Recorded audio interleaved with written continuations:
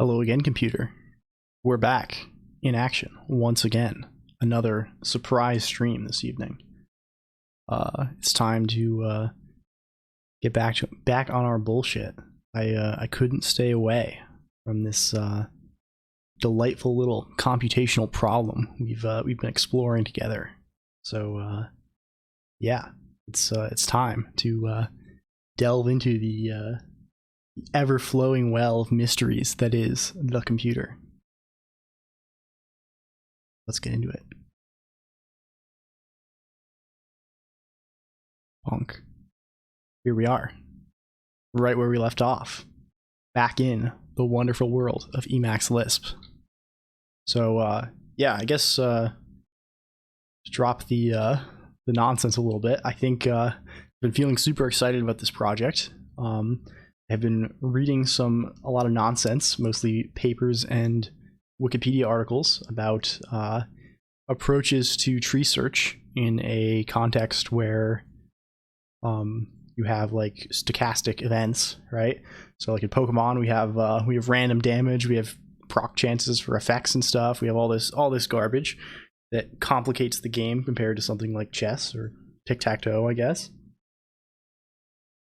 So yeah, a promising approach that I have encountered. Let's pull something up here. We're gonna go browsing today.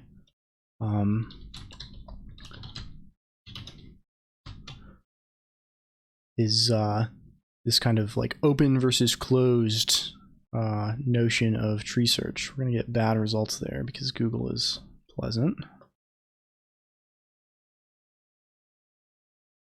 Let's just find,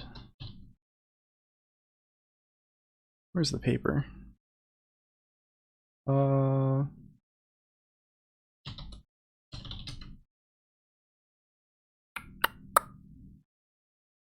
Yeah, I think here, this is a good Stack Overflow post. Here's the paper. Open, I'm gonna go bravely forth as we usually do. Open loop search for general video game playing. This is well, of course, this is for general video game playing, I think, which is kind of a writing AI that can approach.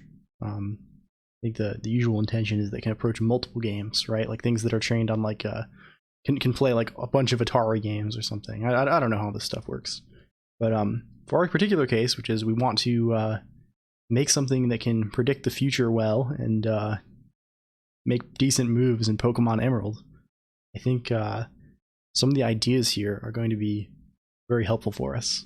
So that's the plan. I think the central notion. So let's step back a little bit and think about what the issue is, right? So in a normal tree search AI, right, you model the game as a tree of states, right? And from each state you have some number of actions that can be taken by the current player, and that leads to a bunch of child states that branch off based on those actions, right? When everything's deterministic, that's pretty simple, right? Because the action like is always going to lead to the same state, right? In the presence of not determinism, like in Pokemon, right? Pokemon, you have a limited number of actions you can take, right? You can use in a battle, you can use one of your 4 moves, or you can switch to one up to 5 other Pokemon, and that's pretty much it. But the difference is when you use an attack, right, there's variance in the damage, and there's also potentially secondary effects that can happen like in a non-deterministic basis, right? So if you use flamethrower on your enemy, like they're not always going to take the same amount of damage, right? There's a kind of a distribution of the amount of damage they could take, and also they have like a 10% chance to be burned or something, right? And these are things that could substantially impact the game, right? So like we have to consider them.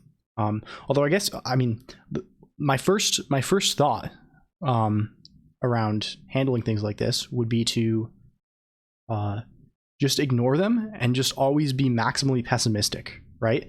Like, so like when we're modeling things, assume that like enemies, the enemy is always going to get the result that is worst for us, and we're going to get the result that is worst for us, right? So I think this would manifest as like, I don't know, the enemy, assuming the enemy's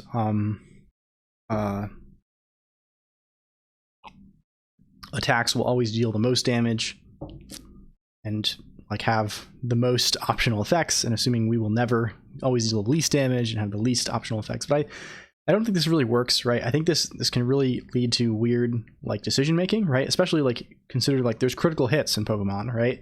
That deal like fucking double damage. So like you're always assuming the enemy is like making critical hits. Like you're not going to make great decisions, right? So I do want this to be good enough that like we can maybe beat some people on Pokemon Showdown or something in the I think the Gen 3 advanced metagame is like relatively popular, like advanced OU. So like maybe there's some potential for like actual gameplay outside of like just versus NPC AI in game. So we want this to be relatively smart. So I don't want to go down that path. So moving away from that, right? Like another way you might model chance in this tree search setting is with what are called I think chance nodes, right? So instead of basically this just means like modeling them in the same manner you would like model like a player's decision, right? So for example, in this case, then using you have your root node, right? Using flamethrower might be another like might be a branch off of that node that leads to a child node, and that node represents the point at which the like kind of the dice are rolled, right? And then from there are a bunch of branches, right? So in situations where you kind of have like non-continuous randomness, you can branch off like into each kind of discrete possibility, right? So if you were rolling a 6-sided die, right, you might have six children of that node for each result of the roll. And then or if you have like a more continuous space, maybe you do a bunch of random sampling, right? Hopefully you have enough child nodes to just represent like a representative sample of the distribution or something like this. I don't know. This shit's complicated, right? I'm not a statistician. I'm not much of anything. So that seems promising, maybe, at least, right? And in our case, right, this is a fucking Game Boy Advance game, right? I assume like all the random numbers are like single byte things. So like worst comes to worst, where like we have 255 children of this node, or a lot of the time, right? Like there's not that many possible damage values that the moves can deal, right? So I don't know, maybe that's an option. But something that seems even more compelling to me is this this open tree search approach, where I think this paragraph sums it up. I'm zooming by accident because my trackpad is, as we've probably discussed, fucking horrid.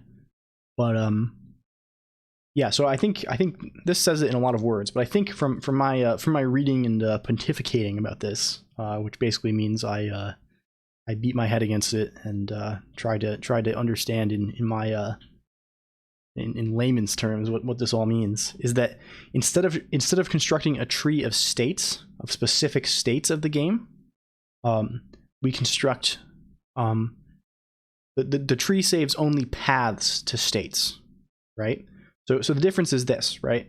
If we're actually saving states, we need to have a like the reason randomness is a problem is because we need to know, like, okay, after you use flamethrower, what is the state of the game? Like, what is going on here? How much health does the opposing Pokemon have? Are they burned? What's up here? So you kind of end up in a position where the non-determinism is problematic because what's the state, right? This is shitty. So if you just save paths to states, right? You're just saying like, okay, we don't know what the state of the game is here. We just know that we arrived in some state of the game by making this sequence by both players making this sequence of moves, right? So player one switch to this, and then use this move, and then use this, right? So when we're doing Monte Carlo tree search, like a big part of that is like all you really need to do is to be able to compute rollouts, right, from a given state, right? So you basically just need to like be careful about like regenerating your states from paths, right? Because like I'm sure that like sometimes you're doing a rollout from a state that's like below the root node, I think. And you just need to make sure to like recompute like what the actual starting point of the rollout is from all the way from the root by like randomly like making those decisions with random outcomes. So I don't know if that came across clearly at all. I still don't fully understand things, to be honest, right? We're gonna work through it together. But I think we have an approach, right? And I think I have a general like kind of feeling of the architecture that we want. So yeah. Of course, in addition to this kind of exciting stuff, I think we have a couple of like just kind of practical problems to solve too, right? I think last time we got to the point where we were implementing like the priority and speed stuff, and we just sort of got kind of threw in the towel because it was getting late, and we didn't want to implement like how stat boosts are calculated and all that nonsense. And we can do that today. I think that's attainable. We'll probably have to delve into Bubblepedia because I think there's weirdness there, right? Like a +2 boost is like time. I don't know what the fucking boosts mean, right? Like it's and like the precedence that the boosts have, and I'm sure there's some weirdness there. So we'll see. We'll dive into it. Let's actually go into that right now. You know what? Actually, what we need... Oh, we actually already have... I thought ahead and added in this pop-up window thingy, we have a... where is it? We have a search Bubblepedia option. So if we say stat boost and go to search Bubblepedia, will that conjure the appropriate thing? Well, it certainly conjured something, and it looks like the right thing, but Bubblepedia didn't hold up its end of the bargain. Let's just find like one specific move. Swords Dance, the classic status move.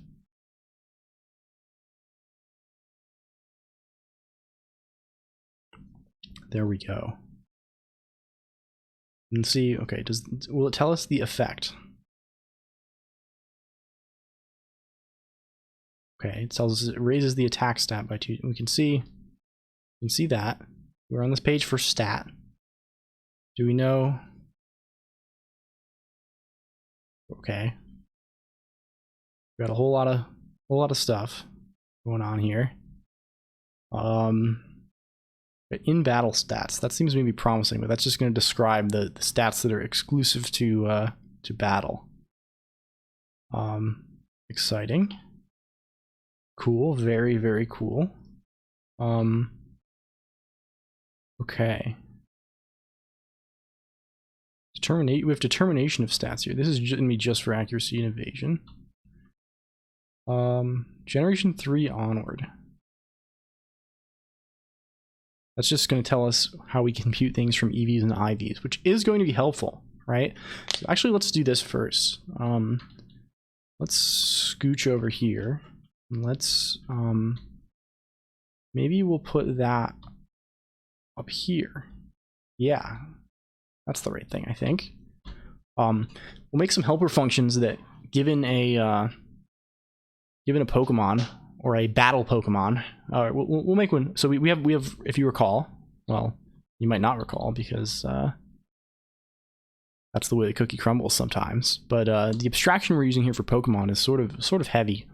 We have the notion of like a Pokemon, and we have a battling Pokemon, and then an active Pokemon, right? A Pokemon is all the standard stuff, right? Okay, what species is it? What's the nickname? What's the nature? What's the ability? What are the EVs and IVs and all that jazz, right? Stuff that's true, the stuff that's true in the PC. Then we have a battling Pokemon.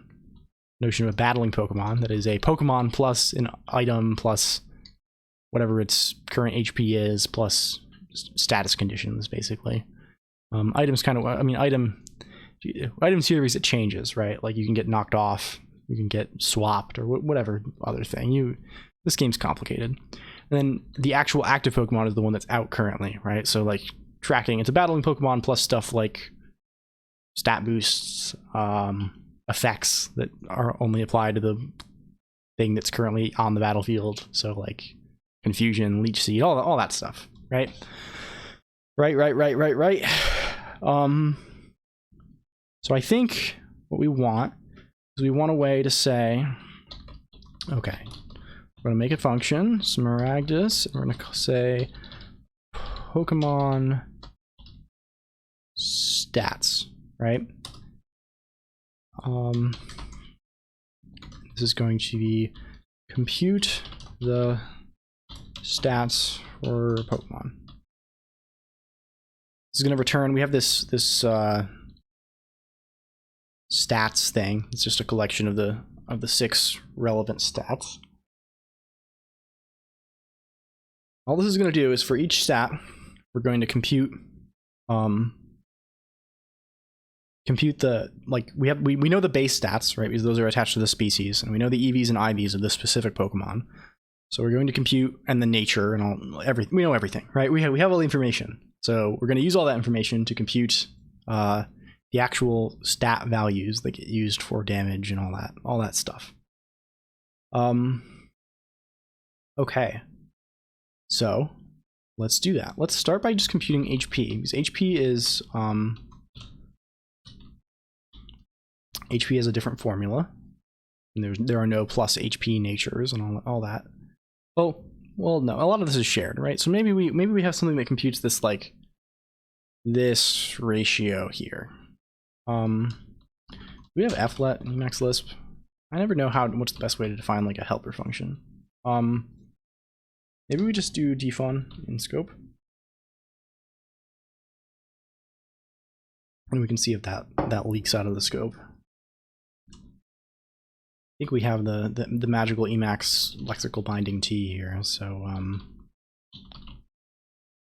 maybe we're lucky. We'll get away with it. We'll call this ratio. This will take in base IV EV. It's going to compute big plus times 2 base, right? Plus IV plus divided by EV4. We want the floor of that, right? Which is, this is integer division. It will do the right thing, but we go here, divided by 1/4. Cool, that gives us 0, and that's what we want. And that is the thing that we want. We do be flooring. Cool. Divided by EV4. So this sum times, we level too, of course. But that's just going to be the same always. It's going to be just Pokemon level PKM. That's that. And then the whole shebang divided by 100. Cool. We define this function. Are we going to be ratioed? Do we have UIR? No, we're not. We should be able to call it in here. I think this works. The way I would do this in Common Lisp or something is with flet or labels or some other arcane Lisp thing that probably exists here, but like let's see. Flet label.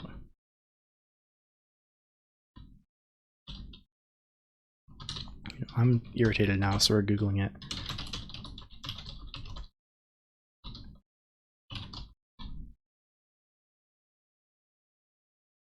Boy. Local nested functions possible in eLisp. Yeah, I mean, certainly we can just use a lambda and func call, but oh yes, there's CL flet and CL labels. Like, I don't care enough about this. It's not like this thing needs to really, like, it's fine. It's fine. Everything is fine. Okay, we're gonna say Smaragdus make stats. There we go. Okay, HP. So HP is that ratio, right? So it is ratio computed. Probably gonna want to actually have access to. I'm gonna say these are the base stats. So Pokemon species, or I'll say species here. So we'll get the species, and we'll get the base stats from the species. This is, I swear, by the time I'm done with this, I am writing a lens library for lens library, and like I don't even know if eLisp has reader macros, but some collection of something to make this less painful. Species base stats. Yeah. Those guys. And then what else we not? We want IVs. We want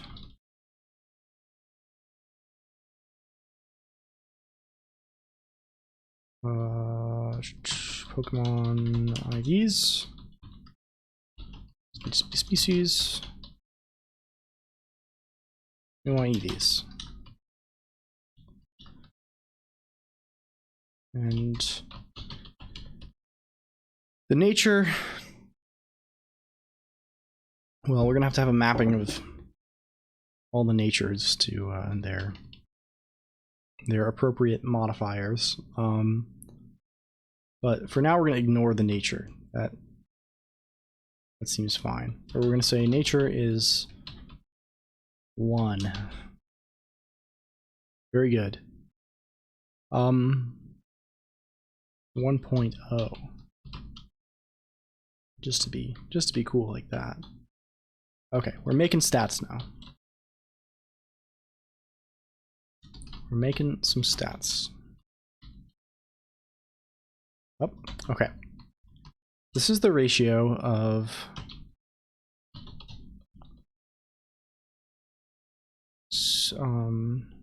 stats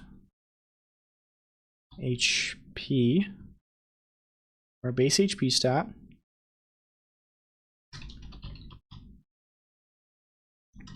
our base. Well, this is going to be frustrating. Well,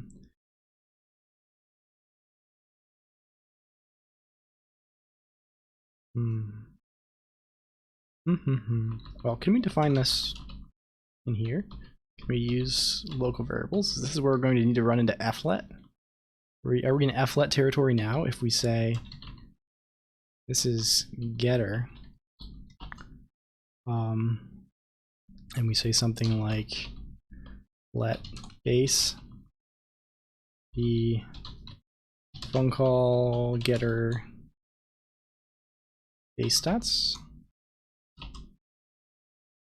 IV is phone call getter IVs. EV is phone call getter EVs. Is that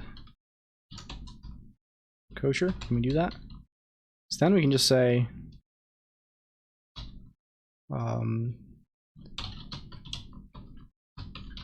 stats HP, something like that. And that is way more appealing to me.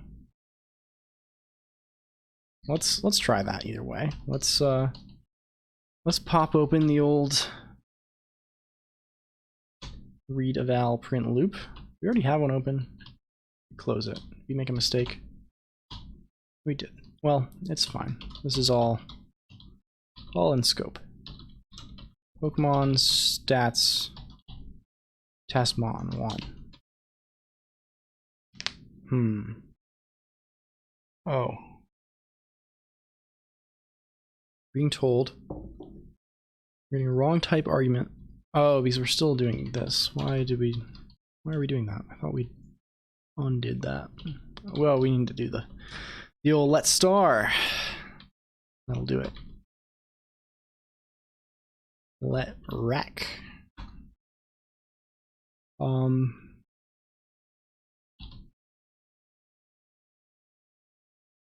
There we go. Okay. That seems like something. Is that the right thing?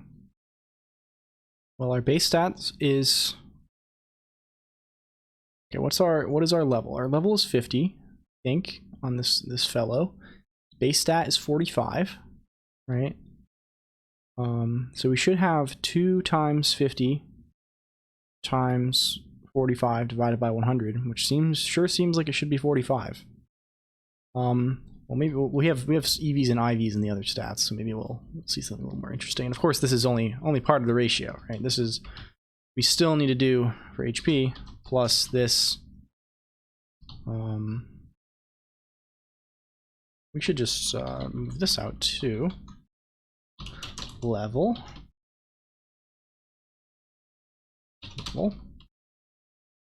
plus level plus 10. Sure. We're kind of getting near the bottom of the screen here. I don't like this. Let's swap things around. Let's clear that. Let's move this up here. Cool. Then we have the other stats. So for every other stat, well, we should say we have a bunch of nature multipliers, right? We should have like nature,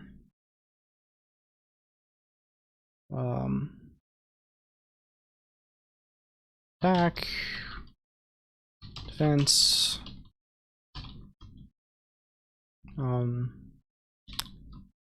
special attack, special defense, speed. Okay. And then these guys should be plus, well, this whole thing plus 5. Ratio plus 5, right? Times nature attack. We want the floor of that, right? We have a floor function. Floor 1.2. 1. Floor 3.9. Yep, that looks right. Okay, we got a bunch of these. Defense, attack, defense, and speed. Okay. And these are the appropriate things. Attack, defense. And we need to pass in the right accessors, of course.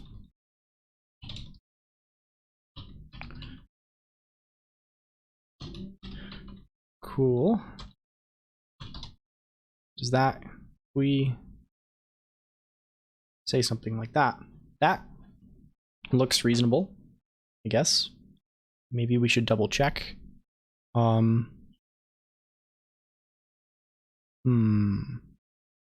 do we double check?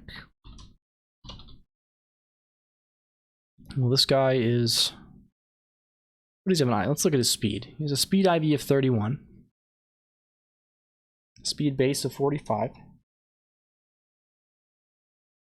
And a speed EV of 252. So we have a we should be getting the EV divided by 4 is 63. The IV is 31, right? So the sum of those is 94. 2 times the base is 90, right? So we have 184.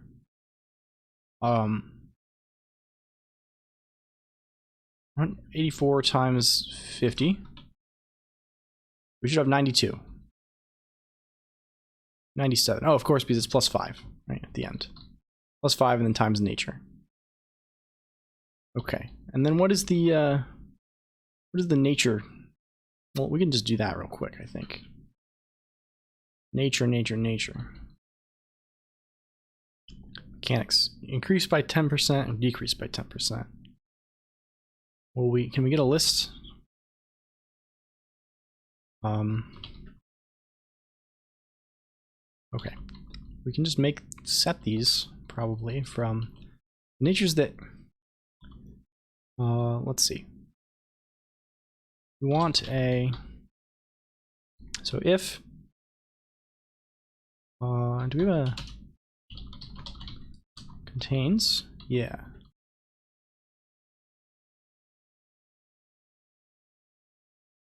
Let's get the nature. Pokemon nature, PKM. Okay, so we're gonna have 3 cases here, right?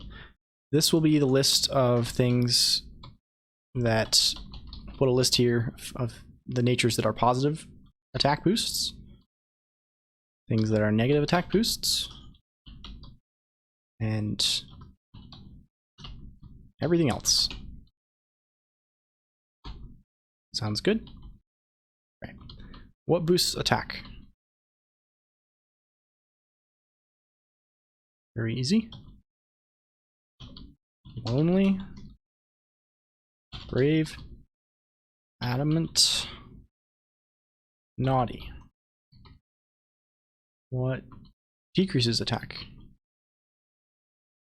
Bold, timid, modest, calm. Sure. Let's take this whole thing. Let's actually make these empty. Delete these. Okay, same with defense. Defense is increased by bold,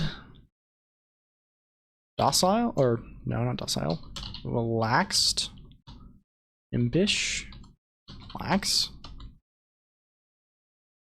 It's decreased by lonely, hasty, mild, and gentle. Special attack. Special attack. Modest, mild, quiet, and rash. And the decreases are adamant,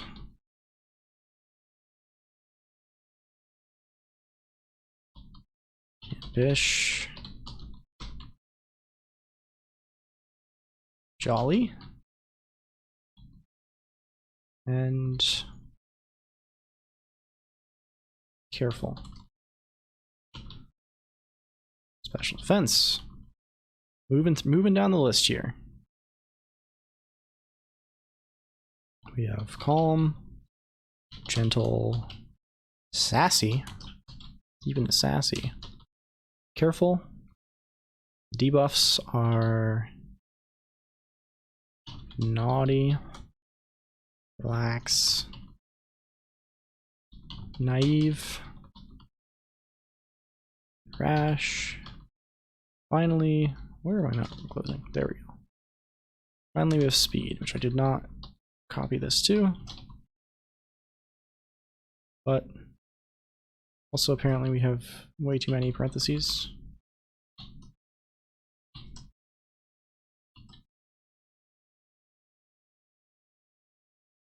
Or something.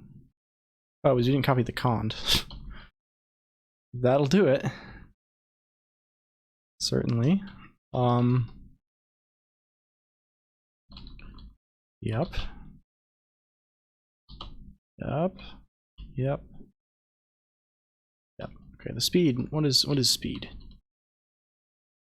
We need speed. Timid, hasty, jolly, naive. Debuffs are brave, relaxed, quiet, and sassy. Very cool. This has a jolly nature, right? So the speed was formerly 97, it should be higher. Yep. That looks like it's higher. It looks like it is 10% higher while taking a floor of the multiplication, which should be exactly what we want. Neat. So we can compute stats now. That's good. How are boosts factored into all of this?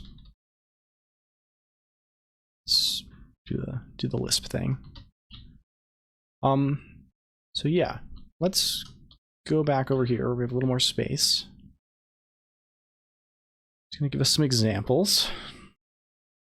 If we go up top, how do we determine this? Stat modifiers. Oh, here we go. Now we're cooking.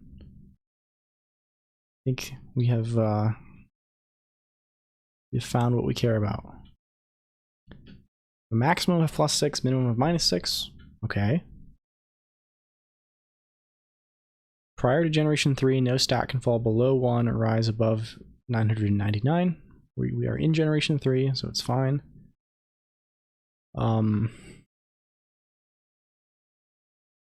Sure. All the boosting moves. Sure.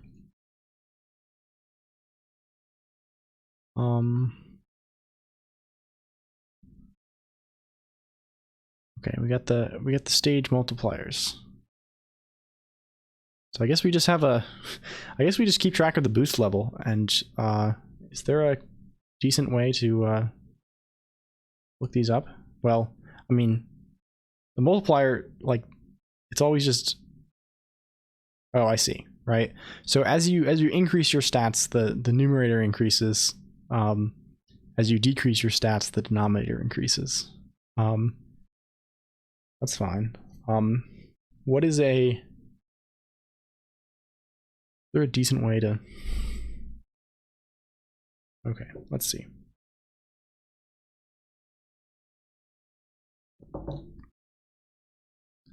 Let's think.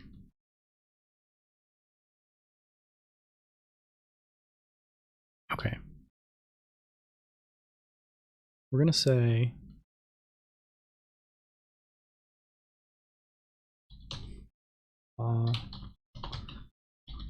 boost ratio.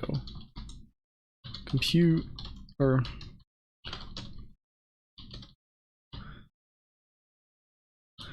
the multiplier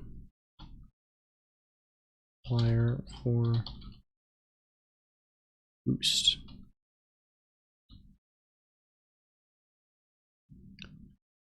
Sure. So we're just gonna have a cond here, I guess, and we'll say, okay, should boost greater than 0. Then this is equal to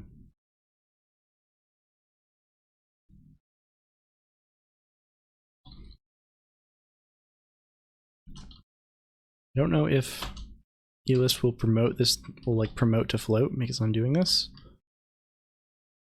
Okay. Boost is less than 0 is equal to 2.0 divided by well,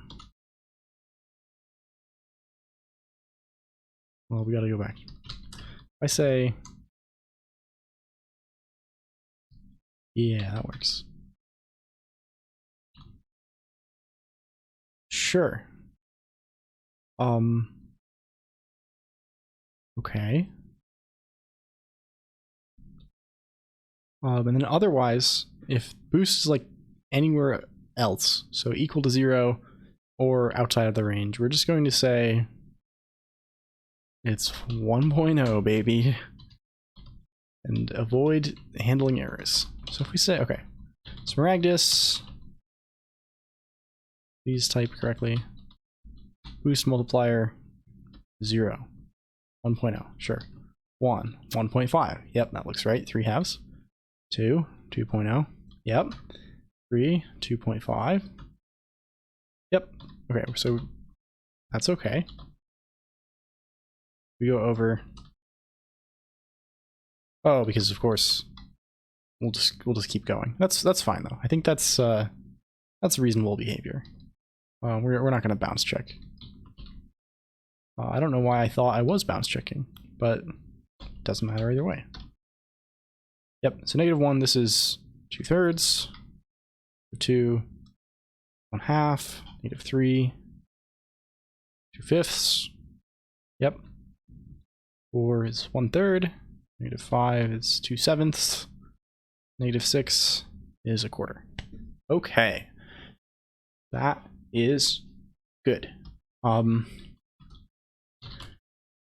So now what we need is something that apply boosts, right?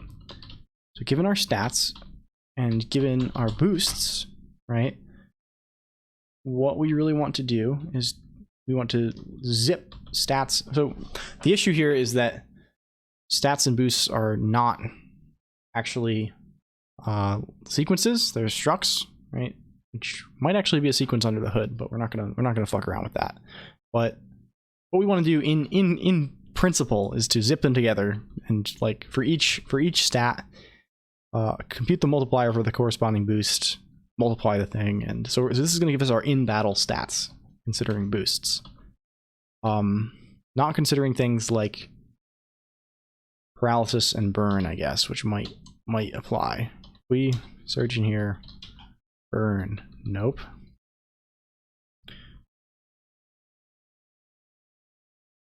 I don't know when. Say paralysis. Speed is reduced to 25% of its previous value in our case.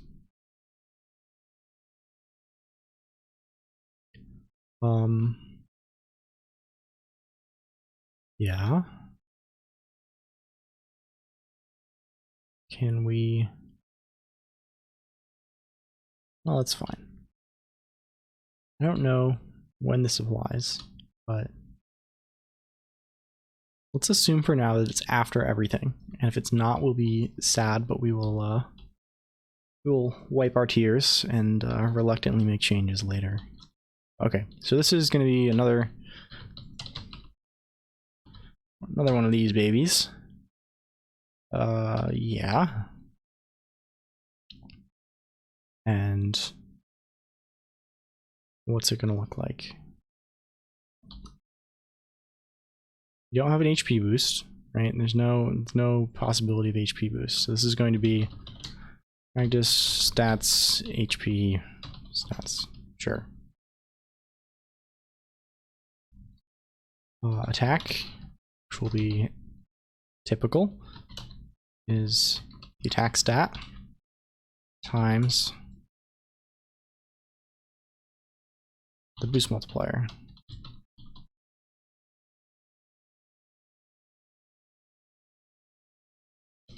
And the boosts are also just stats, so it is unpleasantly verbose.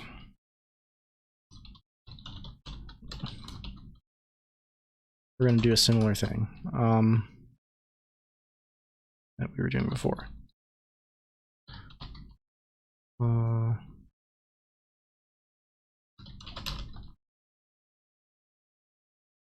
And same here, just call the getter. And then we're just going to do this.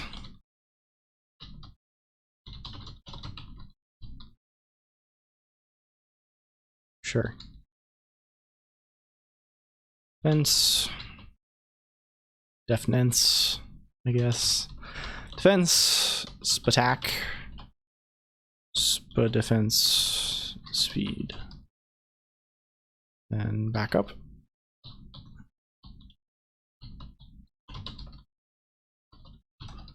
And maybe that gives us something.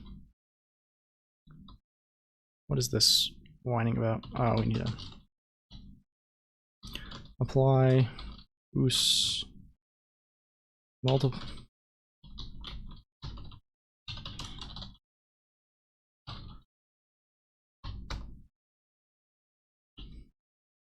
Yep. Okay. So we can, I think we can just get Pokemon stats, +1, right? And we can also say Smaragdus apply boosts, right? Let's get some boosts. So we can make stats, and these fields should all default to nil, which will probably cause issues. So maybe we'll have to give them defaults, but let's just try saying attack 2, which should give us double attack. Yeah, that's what we thought. So if we say CL def, okay, here's our stats thing. If we just make all these default to 0, I think that's fine, right? Like, that's a reasonable default for a stat to be, I think. We're certainly going to be, this is certainly going to be the common case where we call make stats, because we're going to want new boosts, I think, every time we do stuff. Okay, so now the attack is 108, but they're all oh, we need to, they've been upgraded to floats. So where's, we need to floor these things, or you tell us. I'm sure it's floored, because I'm sure it's just like integer division.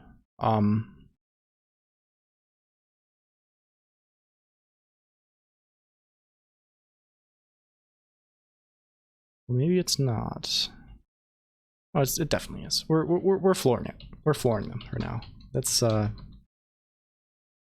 if we come to regret our decision later, it's easy enough to change.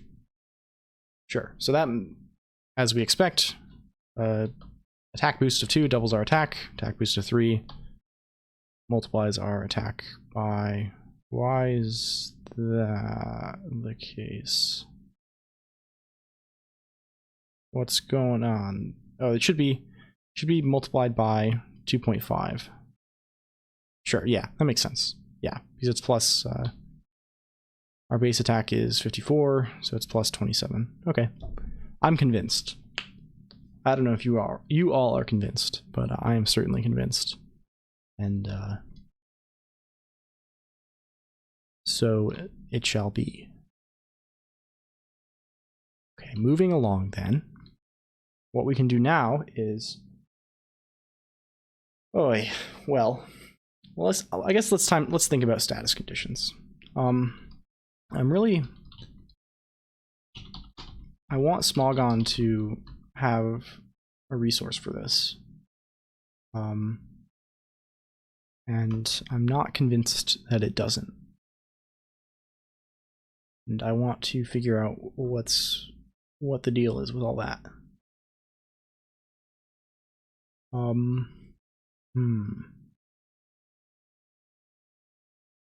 This is not going to give us this move priority deal might be telling. We're gonna need this later for sure. When we end up actually describing the moves we have.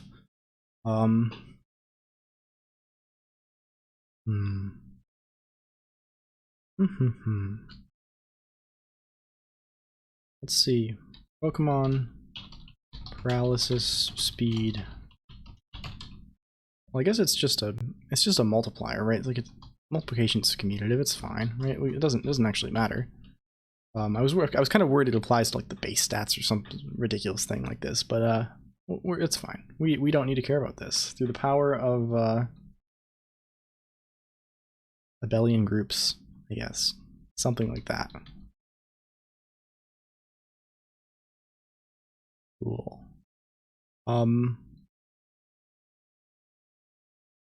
Okay.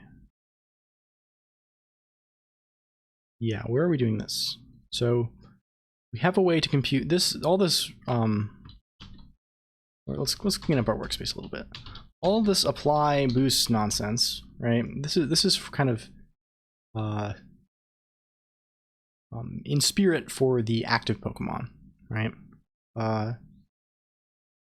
Also have let's make a Ragus fly status stats.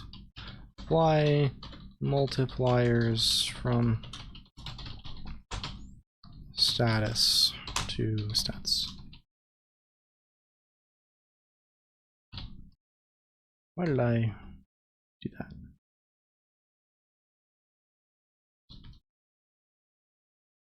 Condition to stats. Sure. And our status is going to be a capitalized string, like has become our convention. We will say if status is what is the mnemonic they use in these for paralysis? What is that all about? PAR. Sure. We'll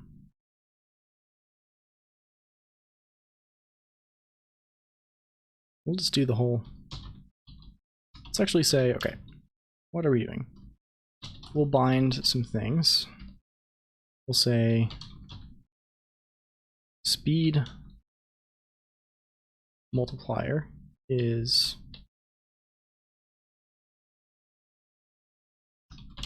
if s equals status par 0.25, otherwise 1.0.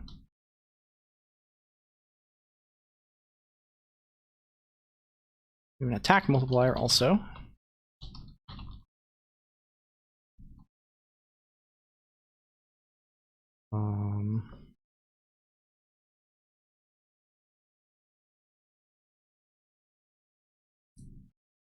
And halves damage dealt. So this is a different thing entirely, right? This is not even reducing your stats. This is having damage dealt. So we're not even going to handle that here. We'll handle that later during damage calculation, right? Because we're going to interpret that very literally for now. It just says like actually having the damage that's dealt. Okay, so sure. And we'll actually make this even easier for us, right? We don't even need this, but we'll say for now, Smaragdus make stats HP. It's just as it be.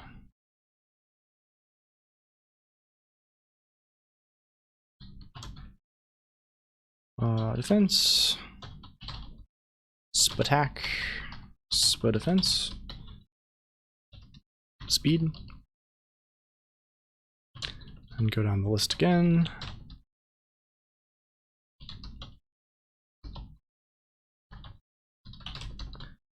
And speed, but speed we have something different here, right? So how we're saying if s equals status par, then this is actually that indentation thing I don't like at all. This is going to be times 0.25, or we don't want to do we don't even care about the floor shenanigans. We just want integer division. So this is going to be just, where did I end up? Oh, I need to be up here. Sure. Divided by this 4. Well, it'd be even nicer.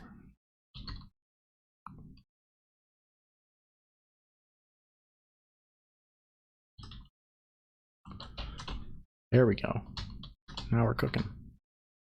So we can apply the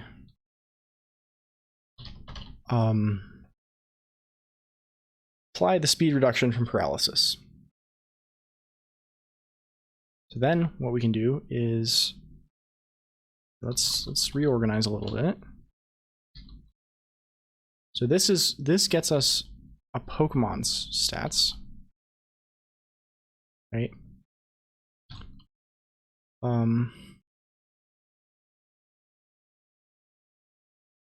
We'll then write something that is battling on stats. A battling Pokemon. And that will be, we'll say,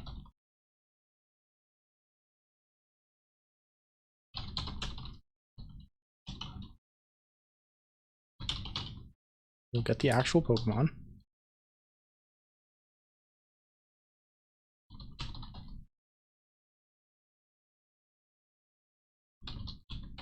From there. And then we can, I think we can just say apply status.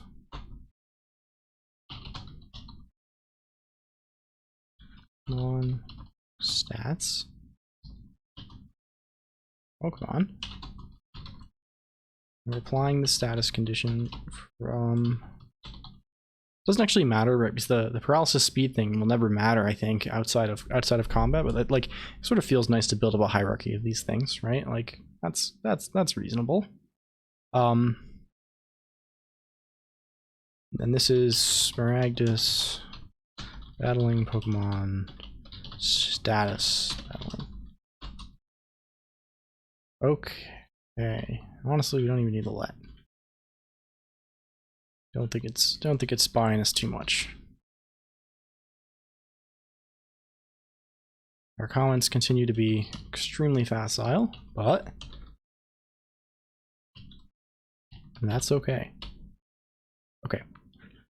Then we will also have, as you might expect, active Pokemon stats. That we'll say apply boosts. This is going to be battling Pokemon stats. This is going to be active Pokemon battling Pokemon. Active. Active. Active. Active. Boosts. Active. That's a val buffer because I'm not sure I didn't forget anything. So now we can say let's practice active Pokemon stats. Testmon 1. Oh yes, it's not active. Sure. Oh boo. We can simplify this for one. We don't need to list all these things anymore because they now default to 0. And let's give it an attack boost of 2. Let's give it let's give a attack boost of 2 and a speed boost of 1. And we're also going to have a status effect of paralysis. That sounds good, right?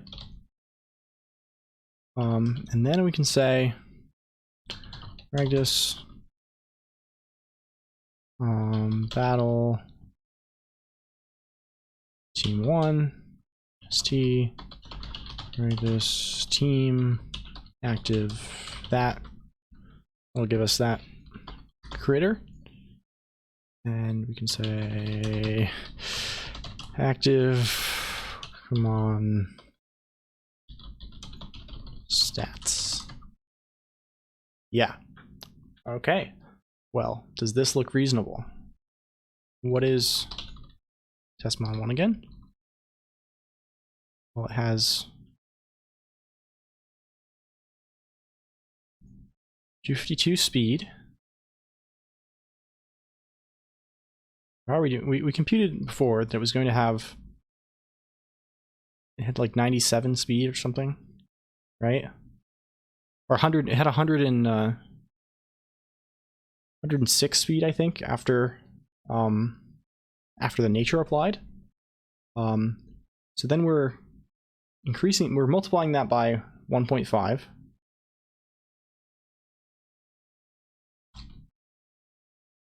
And then we're dividing that by 4.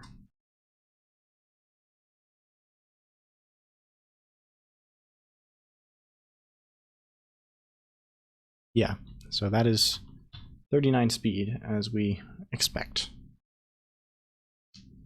Okay, well, I am convinced of that. So now we have a decent way. I'm sure there are bugs here, right? But like we have a way to get the current stats for the battling Pokemon, which means we can now use the current speed to compute move order. So let's do that. I will be right back as I'm going to go grab a little more water, and then we'll get to it. Okay, blue screen of death incoming. 3, 2, 1. There we go. Bye now.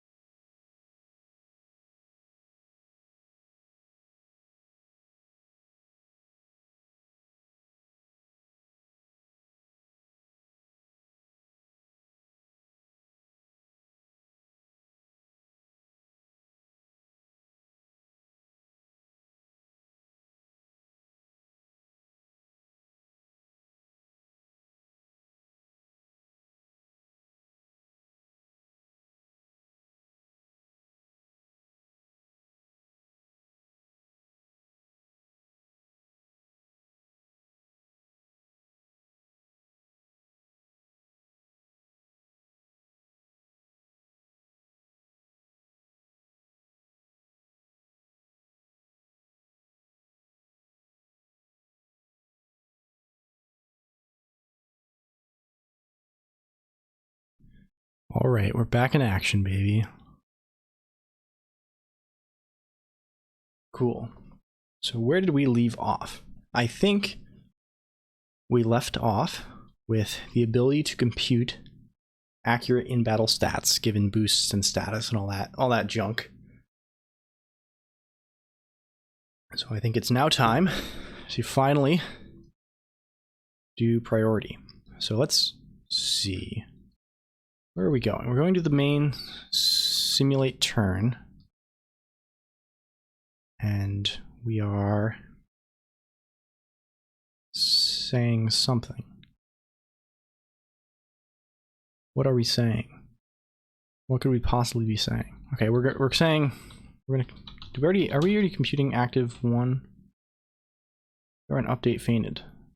But active one is team active, team one, and active two is team active, team two. Sure. We will also say stats one is our new active Pokemon stats function. Similarly for 2. Oh joy. What are we whining about now? What is our parentheses are unbalanced. There. What is that? Oh, we must just never have had balanced parentheses here. I don't know why we didn't fail in eval buffer. Is eval buffer just...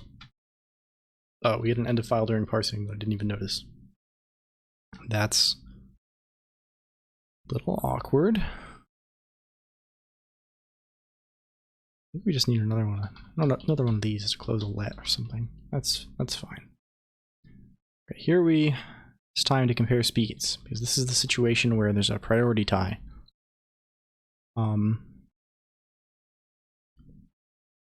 Here I think we just do the same thing. We say, okay, if I just stats speed stats 1 is greater than stat speed of stats 2, then we do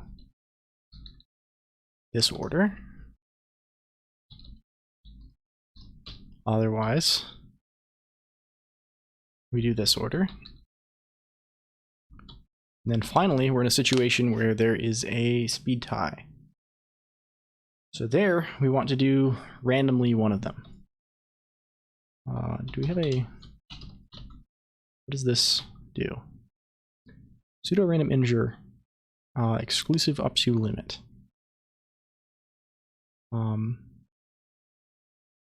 Okay. If I say random 2.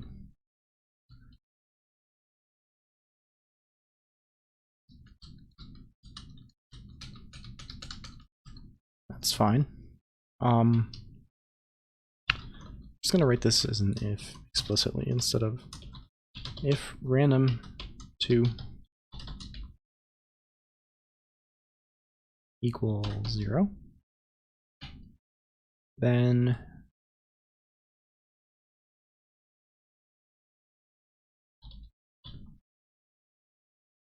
we do the first order.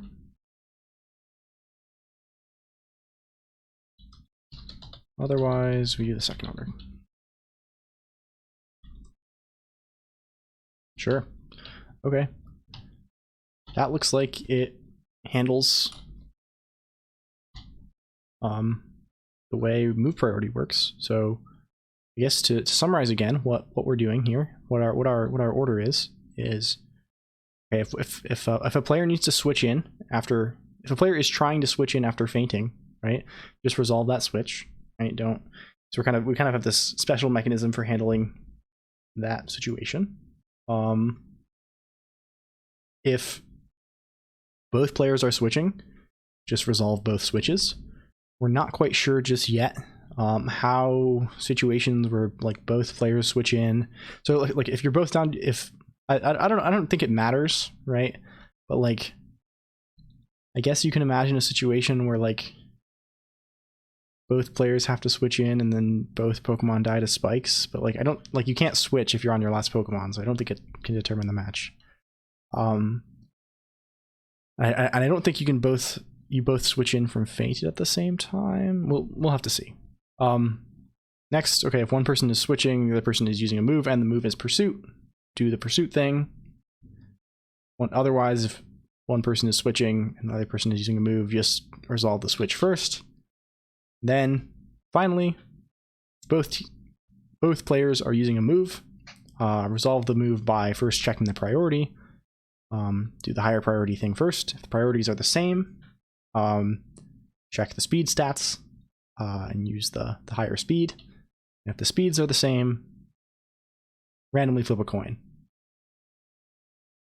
Okay, I think that captures at least my limited understanding of the Pokemon battle system. I'm sure there are there are going to be corner cases and all sorts of shenanigans, but we'll see when we get there. Okay, what to do next then? Well, one of the remaining things we had to do was oh, hello Kinmoop. Thanks for coming along. Glad to see you here. It's nice to have chatters. So I don't know how much of the context you caught earlier. But we are working on building an AI that can play Gen 3 Pokemon in Emacs Lisp. Right now we're kind of focused on the kind of building both halves of a bot that can play Pokemon Emerald. In an earlier stream, we wrote some integration with the emulator. I might actually switch emulators, but that's another topic. We wrote some emulator integration and like mined some memory addresses to be able to move around and get information, etc. And here we're kind of building the brains of the thing, specifically the battle code. So we're writing a simulator for Pokemon battles, so we can kind of run tests, and we're going to use that simulator to predict the future using a technique called tree search. Specifically, we're going to use something called Monte Carlo tree search, which is a big part of the architecture that's used in some popular game playing AIs lately, notably DeepMind's AlphaGo, which was the big Go AI that beat a kind of a world-class Go player a few years back. So trying to learn about some stuff, and we're gonna apply our learnings to Pokemon.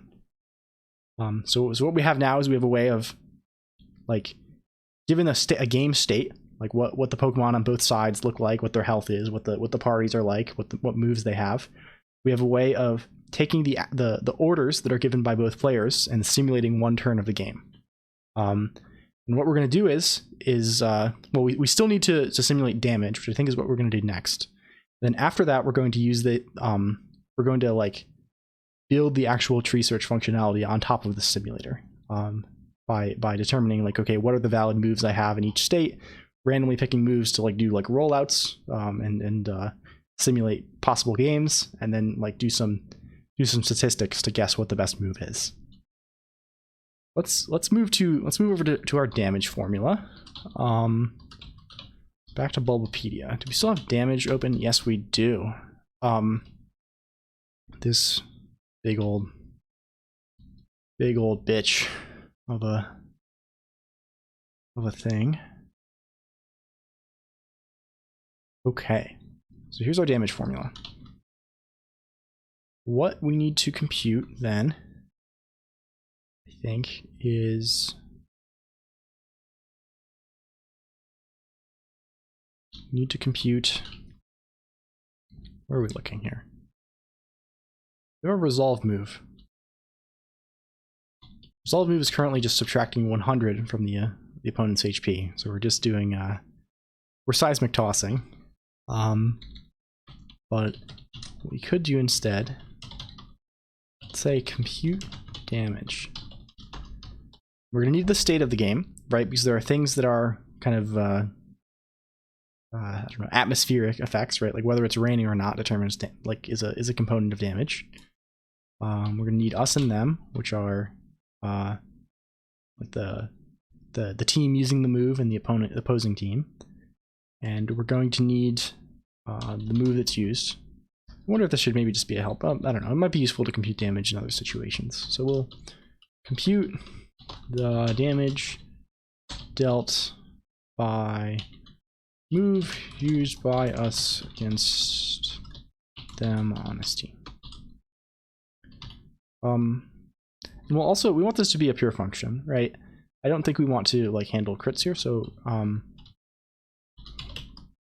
we'll say is critical is true if this is a critical hit.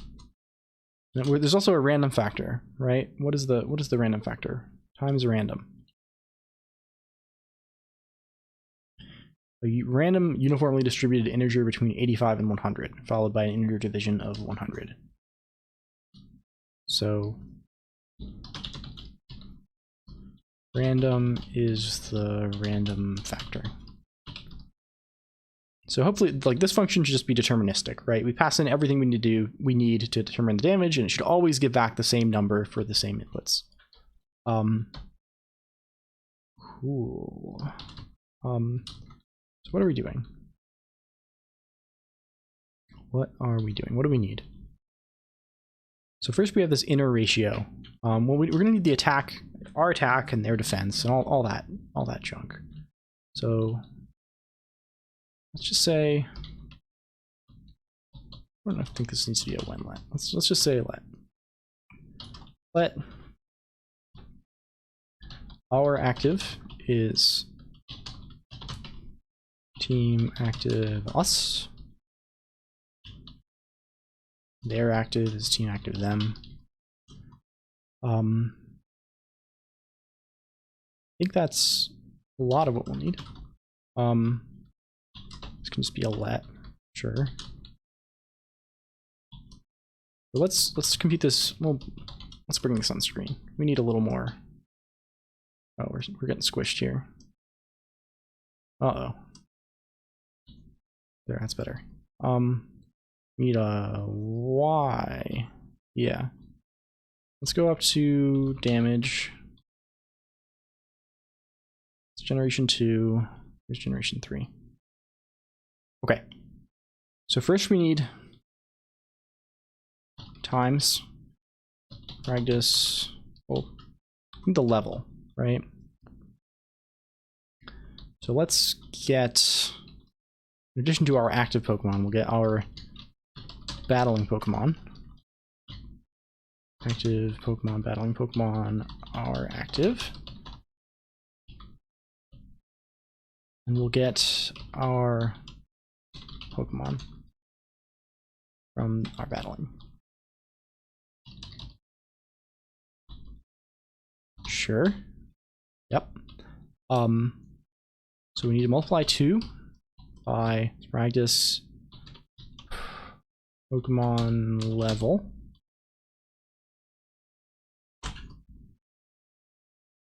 We need to divide that by 5. And we need to add 2.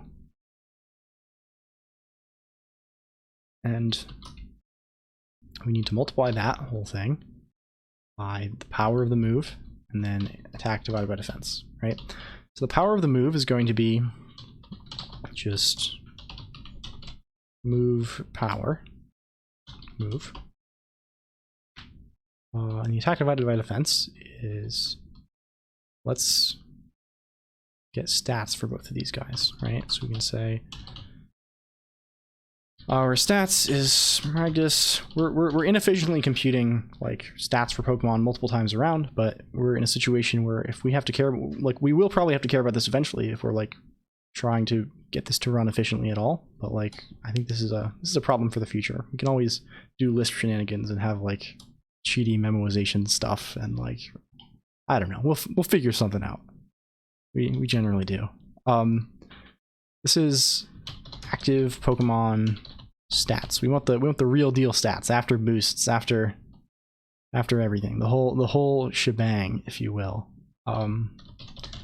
Here's our stats. Here's their stats. Yep. So this is just going to be divided by. I wonder if this is where the rounding happens here. I mean, this certainly can't be an integer division, right? This is, right? It would always be, like, yeah. There's no way, right? These are big numbers. Do we have a specific floating point division? Can we say float too? Yeah. So we'll say float stats attack.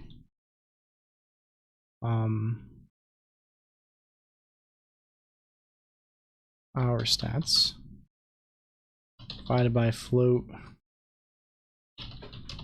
stats defense their stats. Okay. So that's that whole thing. This whole thing is going to be divided by 50.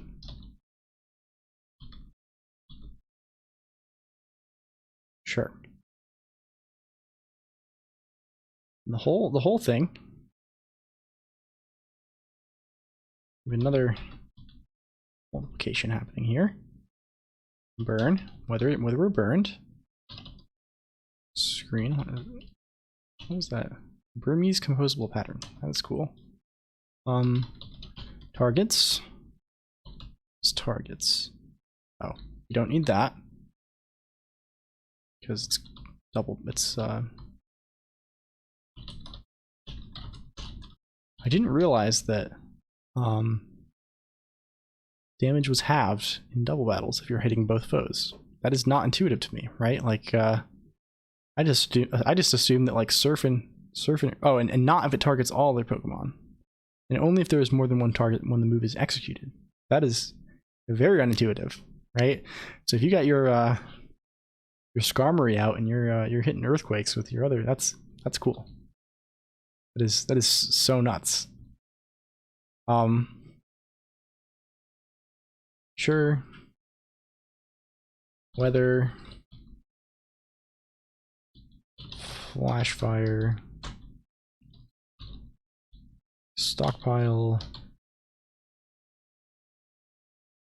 If is critical 2.0. 1.0.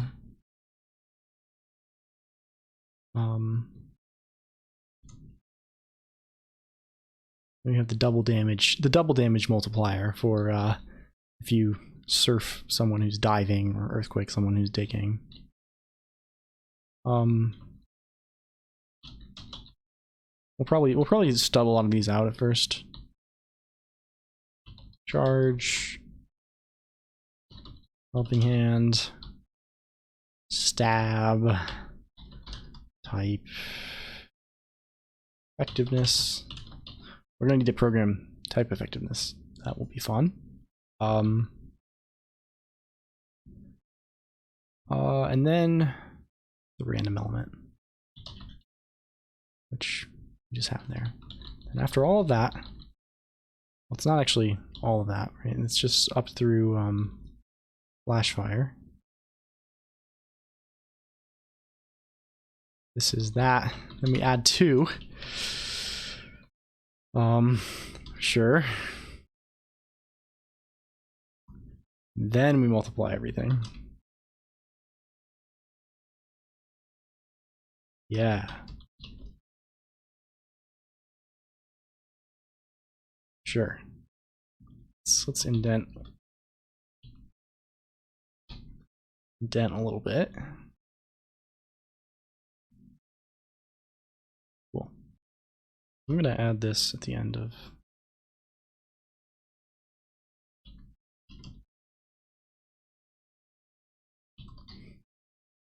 So I'm gonna stub a lot of these out, right? So this one we can actually handle, right? this one we can say if we're getting some, if s equals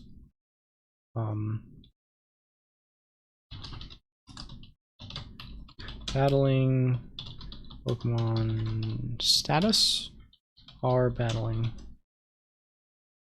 burn, then it's to check for guts as well, and if the used move is a physical move. So for now we're going to stub this out actually. We have a lot of work to do.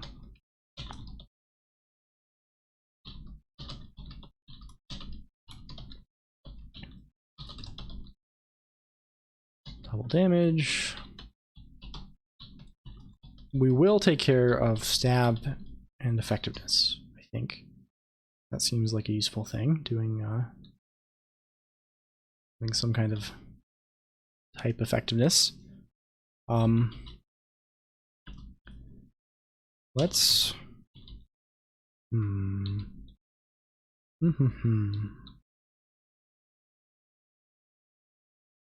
we have a place up top, I think, for constants. Some networking related stuff, because this code also has some stuff to actually interact with the server we're running on the emulator. I think. So let's also dive into a little bit. We'll make a constant here. We'll just make an A list. How do we want to do this? Can we find type effectiveness? Give me the Gen 3 type chart. I don't know this shit.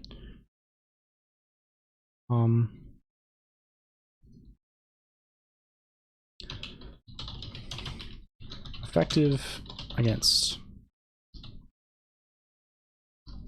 So the way we're going to structure this is the keys in this mapping are going to be the attacking type, and the values are going to be the defending type. So can we get the chart? Let's give me this one. Yeah. So I guess, well, we don't want to exhaustively list all of these, obviously, but because most of them are just going to be the default case, which is well, 1.0. How do we want to do this? Well, we can have two tables. We can have effective against and ineffective against.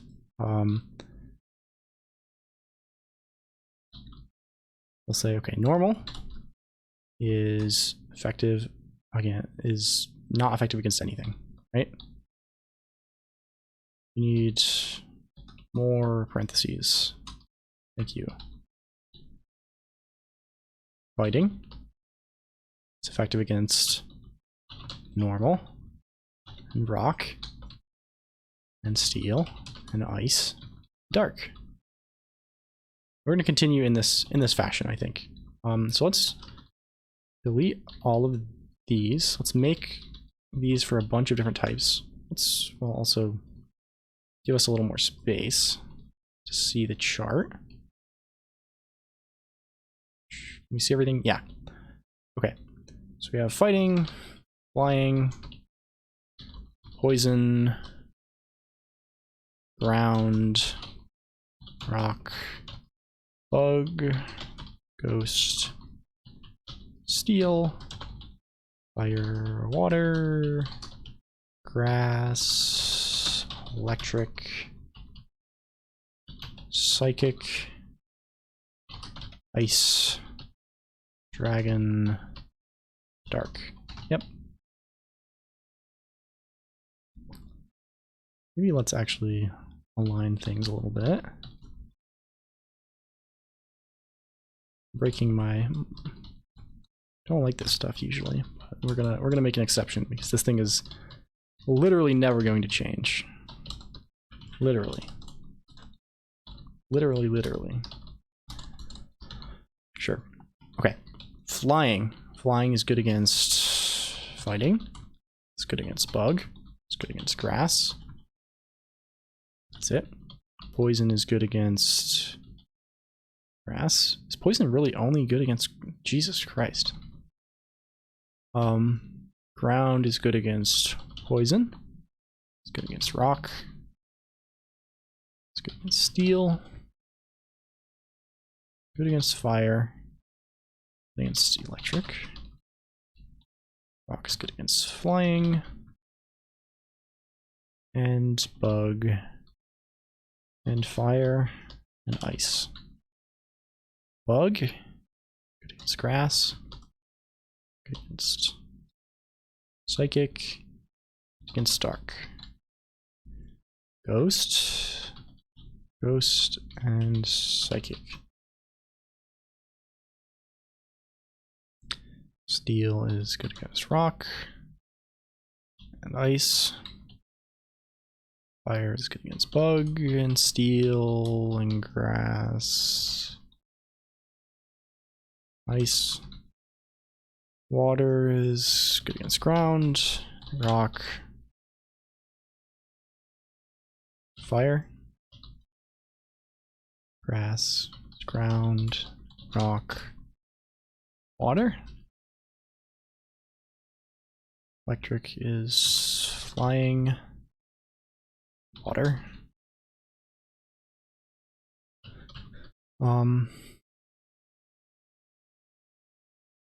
Psychic is good against fighting and poison. Ice is good against flying and ground. Grass. Dragon. Dragon is just good against dragon. And dark, it's ghost and psychic. Neat. So now we have this effective against table. And we can say things like, if we reopen our REPL, we can say things like get Smaragdus.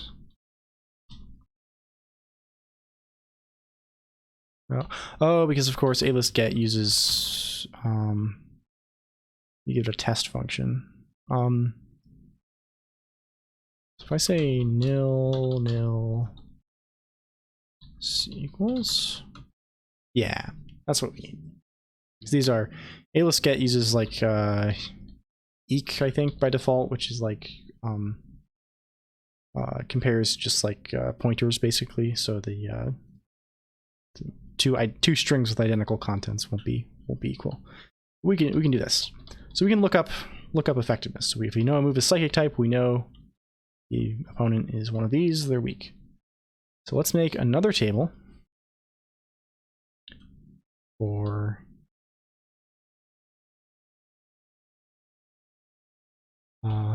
ineffective against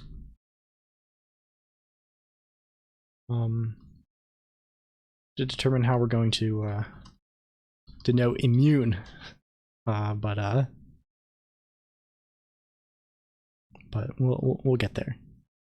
When that comes, we'll get there.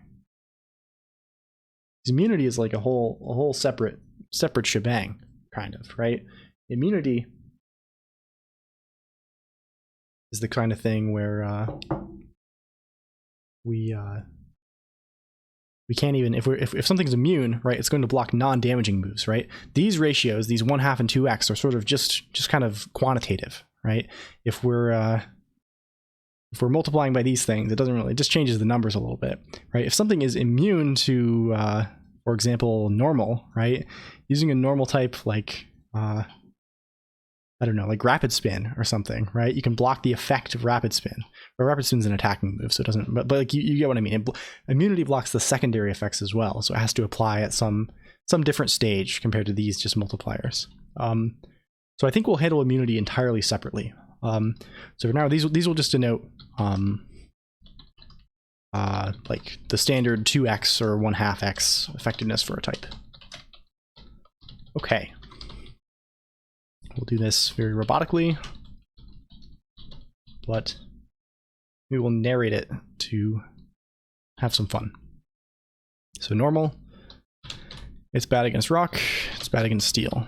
I'm learning new things about these type effectiveness also. I did not realize that poison was an absolute dog water attacking type, but I've probably played Pokemon for like 3,000 hours in my youth, my halcyon days. Oh, we're writing the wrong thing already. We're gonna get confused very fast because my brain jumps to green box good when it's not. Fighting's bad against poison? What the fuck? Bad against bug? Learning all kinds of things here. Psychic, okay. Flying is bad against rock. It's bad against steel. Bad against electric. Poison is bad against poison. Ground. Rock. Ghost. Jesus Christ. Ground is bad against bug. Bad against grass. Rock, bad against fighting. Ground. And steel. Oh, like, why did I just, if I,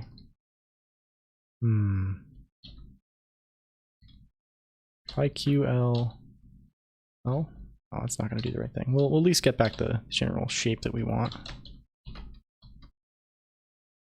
Split this again. Type charts. Yeah, okay. Sorry about that. Bug. Okay, what is bug? Bug is also got a pretty rough number of ineffectivenesses. Rock is really funny because like how are, like ground and rock are like so similar. I never like, how are you supposed to remember? Like, okay, ground is bad against grass, but rock is normally effective against grass. Like this is too much for 10-year-old me, I think. I would not ever remember this. If my life was on the line battling through the Pokemon leagues for fame and fortune, I would be a failure. Steel, fire. $4. Ghosts. Steel. Dark. Steel. Steel. Fire. Water. Electric. Fire. Rock. Fire. Water. And another table we're gonna have to do is or just another list, I guess, is which types are physical and special, because in Gen 3 there's no physical special split. This is also Dragon. So we'll need to pay attention to that for things like, well, does the burn have the damage, and which also right now we're only looking up physical attack and defense because joy, right? So we'll need to pay attention to that. Water. Water is bad against water. It's bad against grass. It's bad against dragon. Grass is bad against fucking everything. Bug. Steel. Fire. Grass. Dragon. Electric is bad against grass. Electric. And dragon. Psychic is bad against steel. Psychic. And steel is Imba. Ice is bad against steel, fire, water, ice, dragon, just steel, and dark against fighting, steel, and dark. Okay. Then our last thing is going to be the physical special dealy. How are we going to represent this? I wonder. Well, I guess we can just say, just make two lists, right? Def const radius physical types. and then special types. The physical types, there's a mnemonic for this. I think the mnemonic is that it's the EV types plus dragon question mark, right? So, or those are the special types rather, right? So like fire, water, grass, electric, psychic, dark, base, dragon. We're gonna check to be sure. Gen 3 physical special types.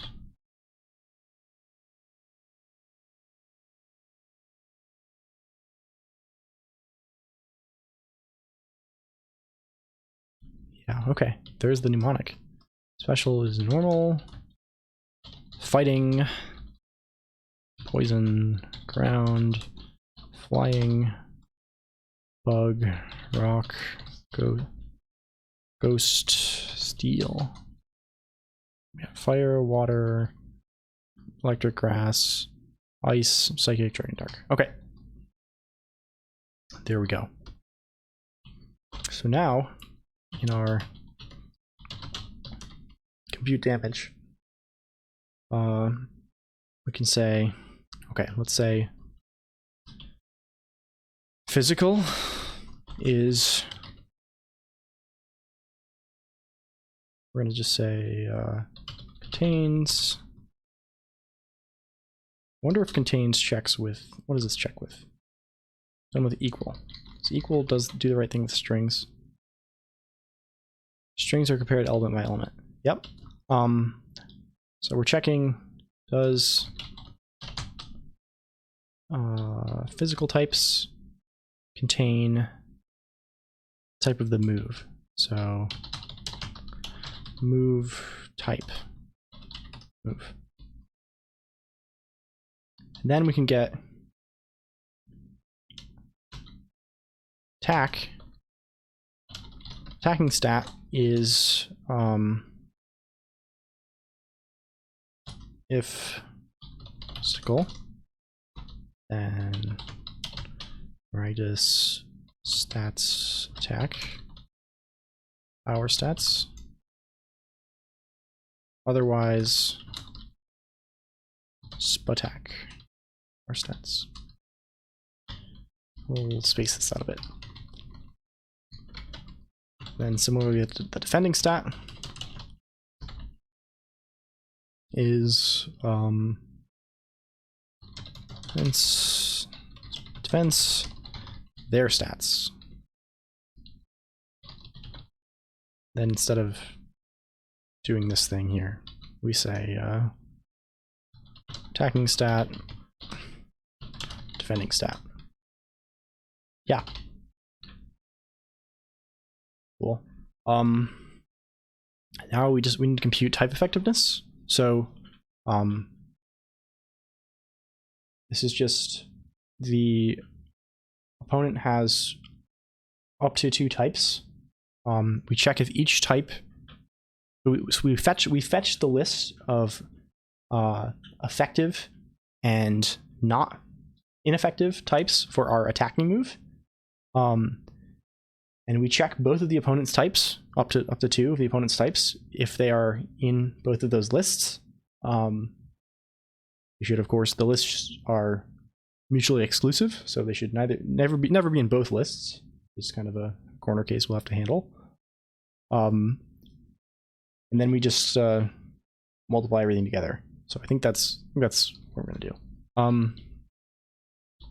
Type effectiveness. Okay, what is this? So we'll need to get, we know what's the type, we know the type of the move. Move type, we'll just fling this over here willy-nilly, arms akimbo. And we'll say down here, type effectiveness. We'll need to get first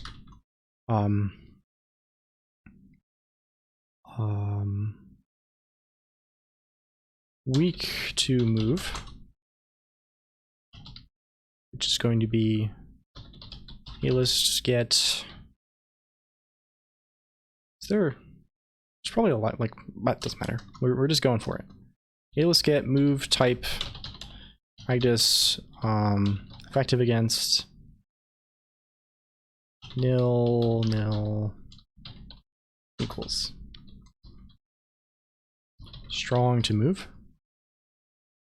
ineffective against.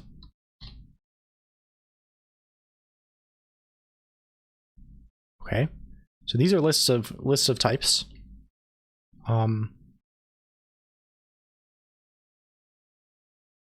We're gonna need their Pokemon, their species actually.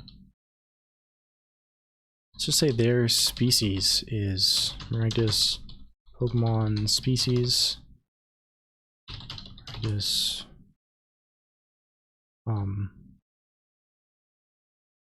battling Pokemon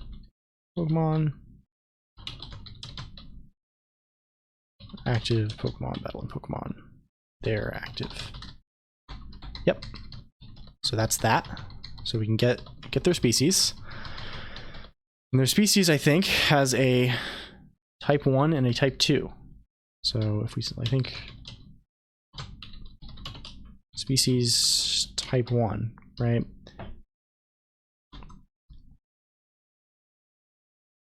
If I say contains A, B, C, nil, doesn't. Okay. Yeah. Makes sense. I think it works like we would expect. So type 1 of their species, if, or let's do a cond, right? Maybe let's also get, just plop these in a, their type 1 is practice species type 1. Species, their type 2 is their type 2. Yeah. We'll say, okay, if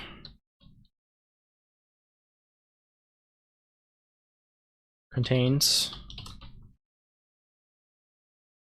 weak to move, it's all gonna be a multiple, contains weak to move, their type 1, then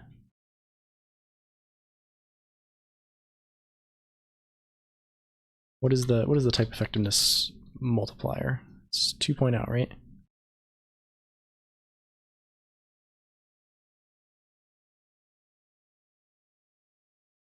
Where is, oh, our math ML has failed to parse. Yeah, okay, so here it is. If their type 1 is weak to our move, this is a 2.0 multiplier. Otherwise, if their type 1 is strong to our move, this is a 0.5 multiplier. Otherwise, it's a 1.0 multiplier. Then the same things for type 2. Let's multiply these things together. I think, yep. Then we can just plop this here. We still don't have, we're still running this, oh, we need another paren here. We good? We good, computer? What's going on? We should have it, yeah, that makes sense. So we need our stab multiplier as well. Stab is just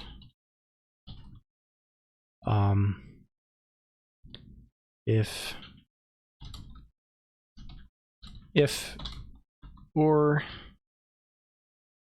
equals, well, we need our species too. I guess Pokemon species, our Pokemon.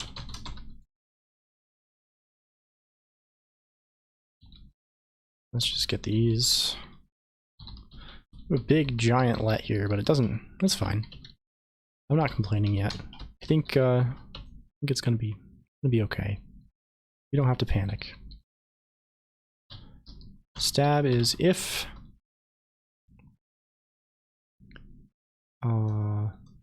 or s equals our move type our type 1 or the same for our type 2. Stab is 1.5, otherwise it's 1.0. We got it. We have done it. We are stabbing away. What is this complaining about? That's just not used, but it will be. Cool. I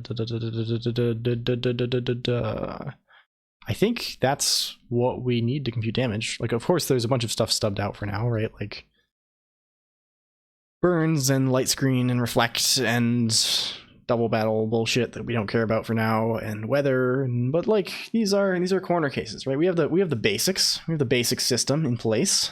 I think we can move forward with this.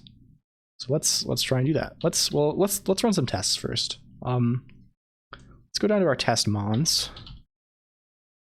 We have one test move, which is bonk, which is fighting type. Let's also add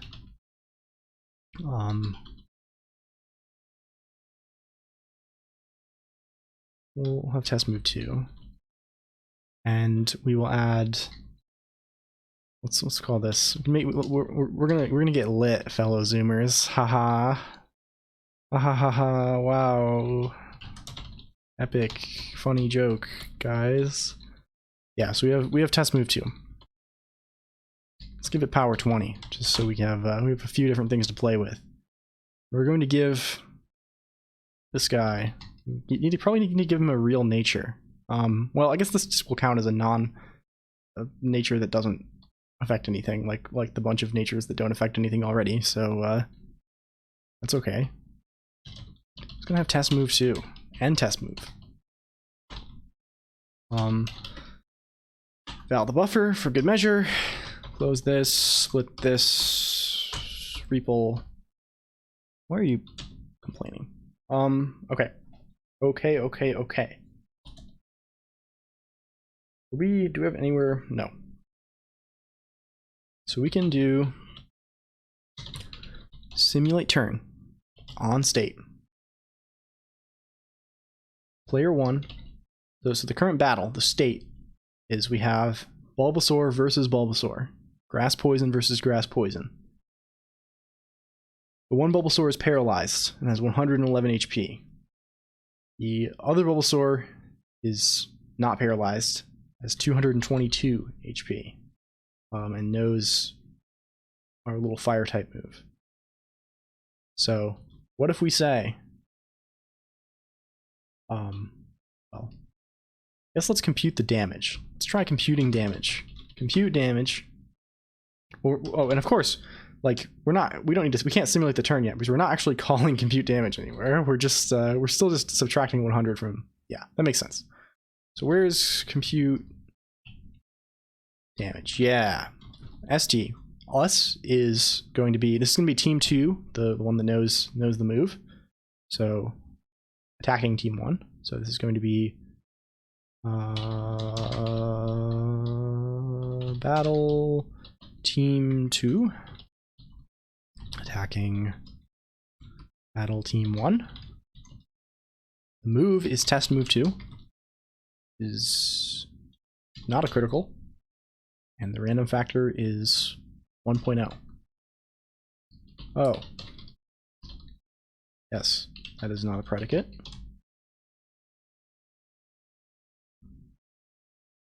Sure. Does that look like a reasonable thing? I wonder. Well, one way in which we could maybe tell that it's a reasonable thing is if we went to one of those nifty damage calculator things and computed the actual damage ranges for a real move. Let's actually change test move 2. We'll let that die dishonorable death in a shallow grave like it deserves. Let's Pokemon Ember Gen 3.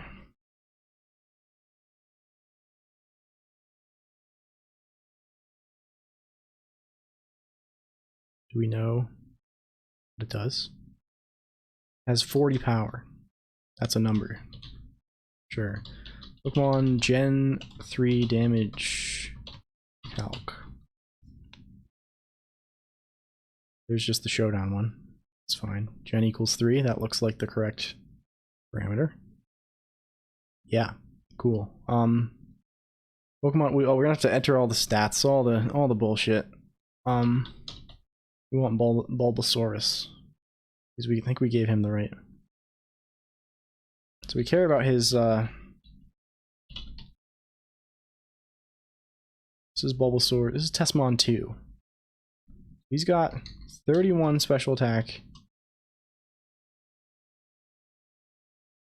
So he's maxed out on his special attack. He's level 50. So he should have 100 and... Is that actually true?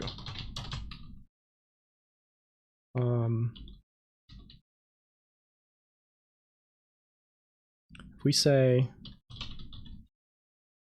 He's 117 special attack. He's got 117 special attacks. We're computing that at least the same way that the showdown damage calc computes it. So where do we go from there? We don't, no boosts for now. That's fine. I don't think we're giving. Yeah, we don't care. Nature is something that doesn't matter. Yeah. We're using the move. How do we give it a move? I don't use this very often. Ember. Yeah. And the thing that we're attacking. This is we've made things are too narrow for what we want here, but it's okay. We're attacking another Bulbasaur.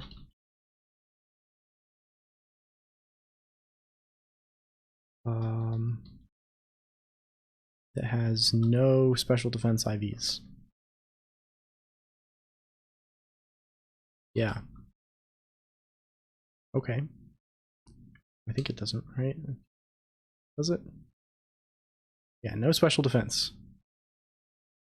It's also level 50.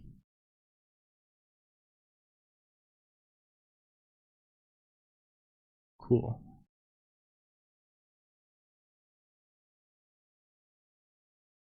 So what is going on here? If we do the damage,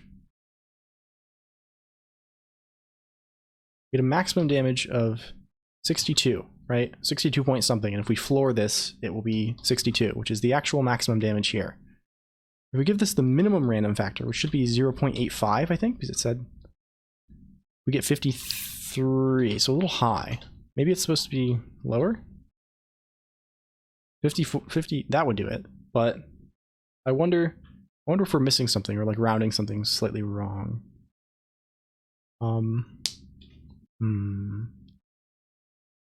Like I think our stats are probably correct given that like it's coming out broadly right, but I wonder what could that be? Well, there's nothing to do but to look at it a little bit, I think. And that is what we shall do.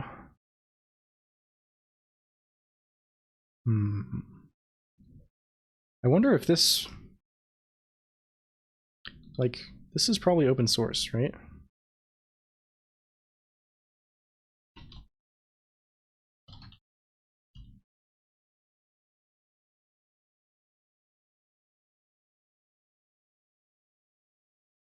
I wonder if they have the calculator here. Tools, maybe? No. Maybe it's this. Oh yeah, this is what we're building right now. wonder if what this imports.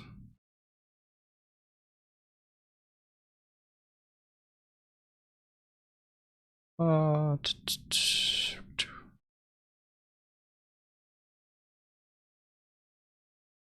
they have the calc? Damage calc. Yes. Updated 2 hours ago. This is just the right thing. Calc. Source. This is going to be a lot, right? This is going to be a lot more than we need, I think. And it's going to be difficult to, like, this is like kind of generalized across all generations, so it's going to be difficult to like rip out what we want or like compare exactly. Especially because we just want to know if like we're rounding something wrong. Like, where are we? Okay, let's go back to damage on Bulbapedia. What does that random factor look like? Randomly uniform, yeah, so it should be between 0.85 and 1.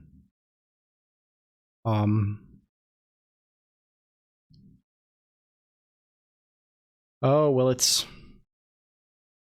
done as it's not just a multiplication by a random factor, it's a multiplication by an integer and then an integer division. So I guess there's, I would think that just works as a floor, but I guess the the ratios get a little weird maybe. So let's see, compute damage. We're gonna assume random is now an integer between 85 and 100. And we will then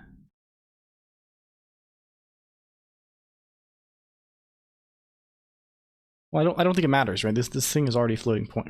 It doesn't matter at all. Or no, it does. It does. So we're gonna remove this from the DLE. We're gonna floor this.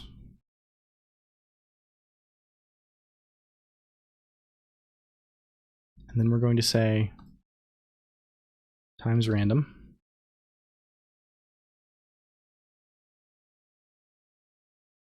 Divided by 100.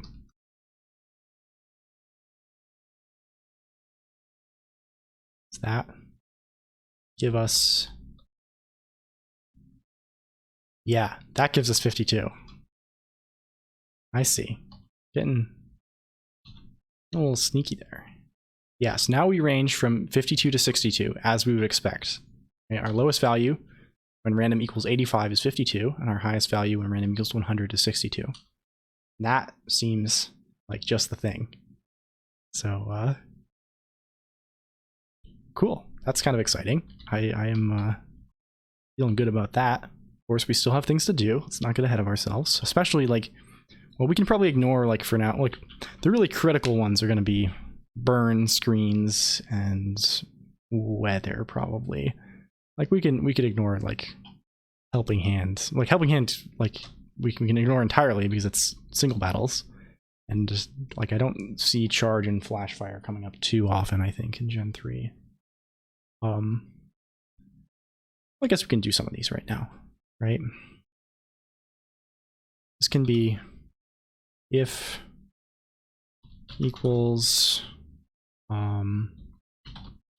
this battling Pokemon status are battling burn and is physical, maybe, question mark.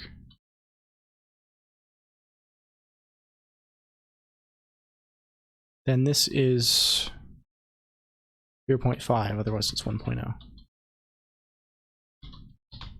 Yep. Is that? We just call it physical. Yeah. Okay, so we can take into account burns.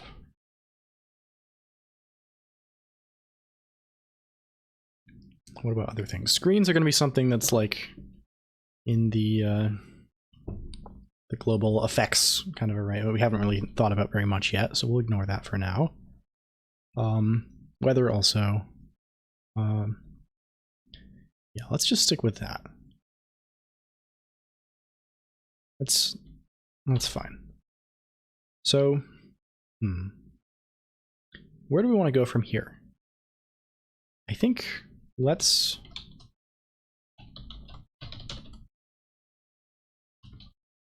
have a staring at Wikipedia session.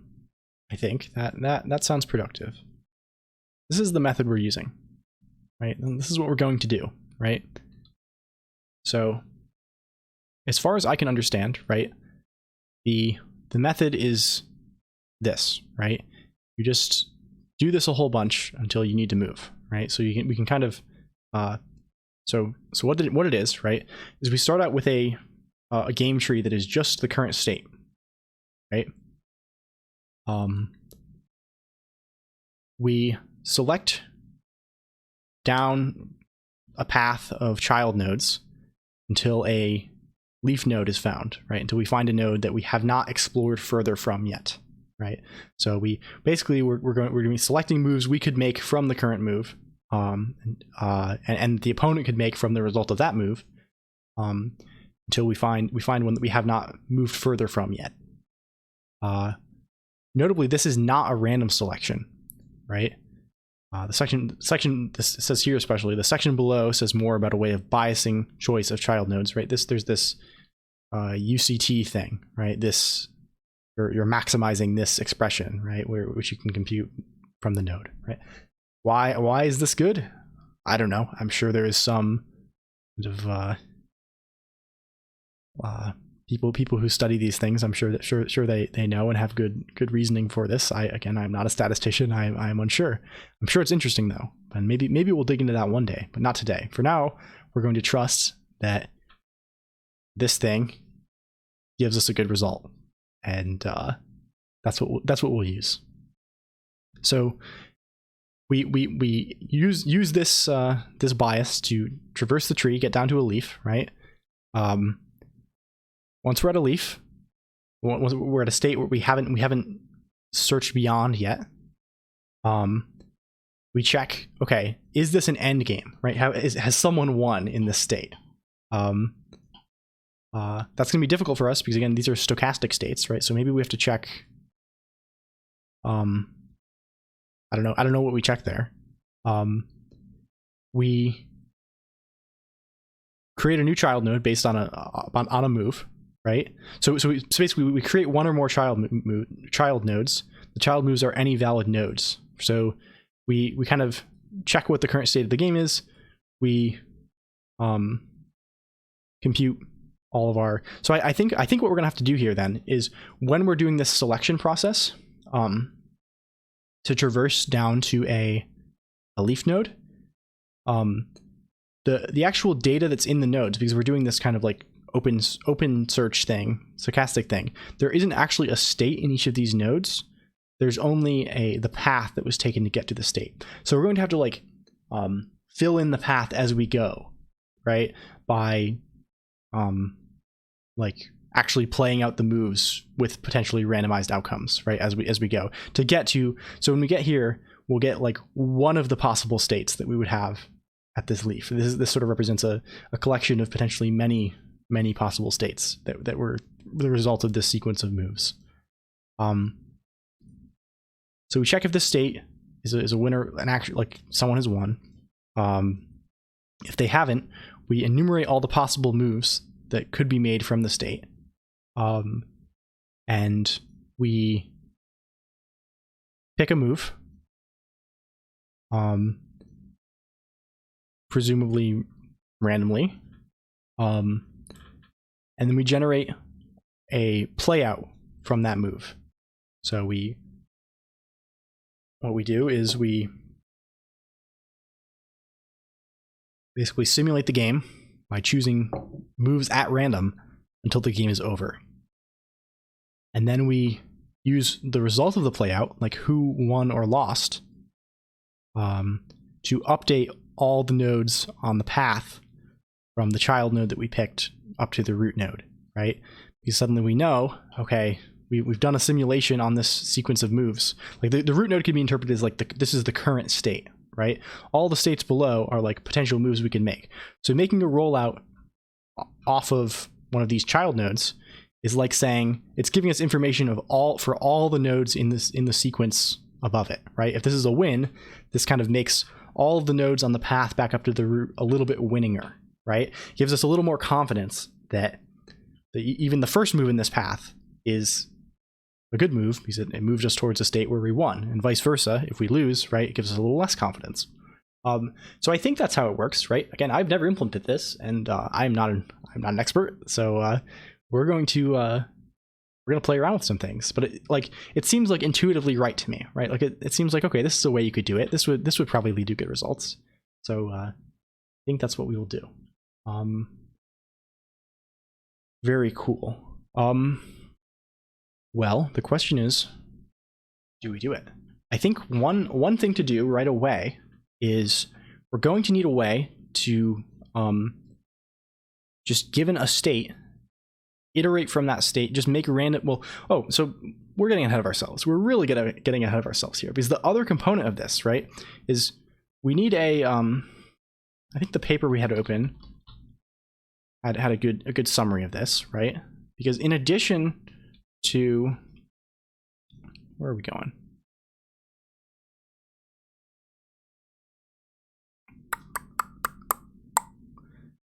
Well, doesn't matter. It really doesn't matter. In addition to the simulator, right? In addition to the function that takes a move and kind of advances the state of the game, we need a way. We need kind of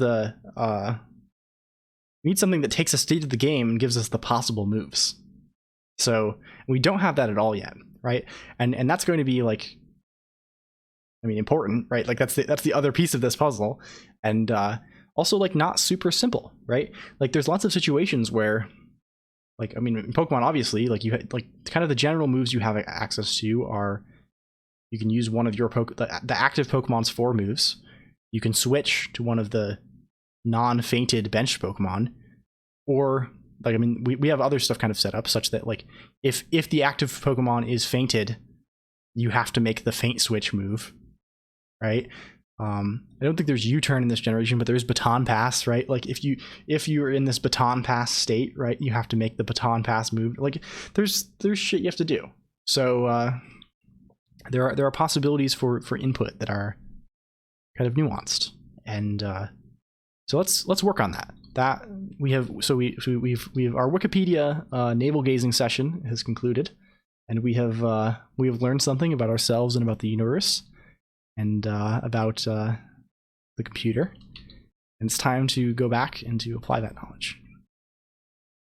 Okie dokie. So let's see. Smaragdus list. Let's just call this valid moves from ST, right? And what this is going to give us back, right, is because players act simultaneously. There's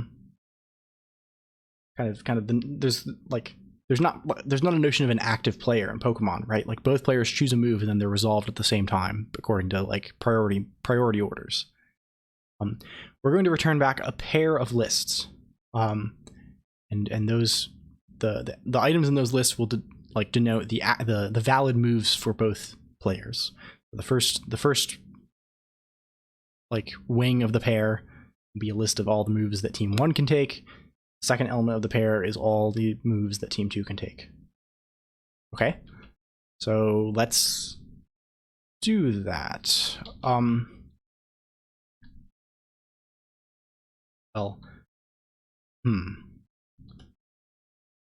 Maybe we just want something that says, this is a little much, right? Maybe we want something that just gives us the valid moves for a team.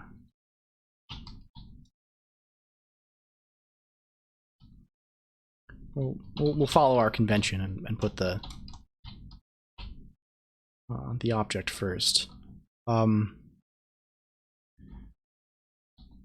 Lists the valid moves for team, right? Because team is something that gets mutated, right? Like team contains the Pokemon, the active Pokemon that's changing, right? The current HP is changing. Shit is happening. Things are fainting. Things are, stuff's happening. So I think this is the right level of thing.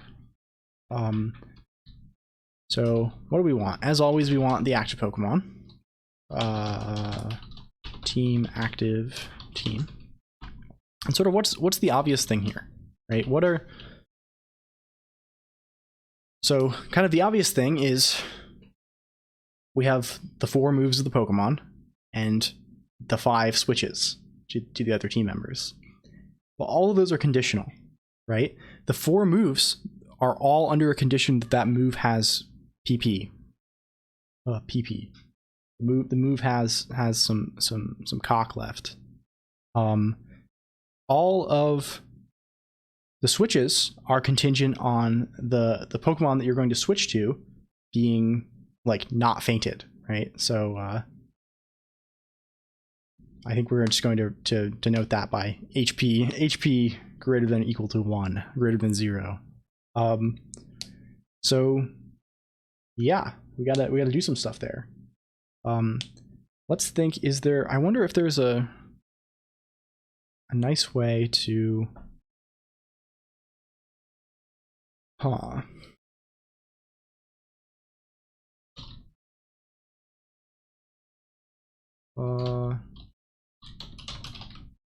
we find dash.el? Is there a utility function in here that just I don't know what this function is called. Just to filter all truthy values in the list, right? In Haskell, I would do this with like I don't even know, msum or something with maybes or something like this. Non-nil. That looks right. All nil, non-nil. Return a copy of list with all nil items removed. Sure. I like that. So we're gonna say non-nil of this list. And what do we think about it? We're gonna need to get the other stuff here. We're gonna need the battling Pokemon, probably. Battling Pokemon active. We're going to need the Pokemon.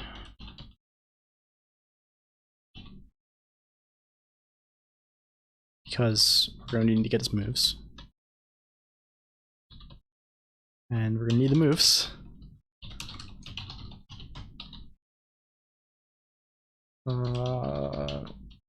Moves, we have like a moves struct, I think, right? That's how we did this. Something like this, right? I think that's what we did. Yeah, we have a single move. Moves is probably a list of moves. Yeah, it's a list, right? Because we're indexing it with, yeah. Okay. That makes sense. I guess we can also just use active Pokemon moves. Well, this does not matter. We're fine. We'll just get the moves like so. Yeah. Okay. Well,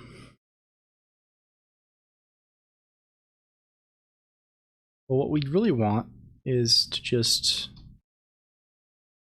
how are we doing this? What is the way here? So moves is a list of move structs.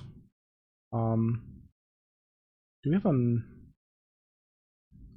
map? Map indexed. That seems like a good thing for us. To apply fn to each index and item in list. Okay. Lambda m idx over moves, right? So each one of these, we're just going to say make action command move target idx.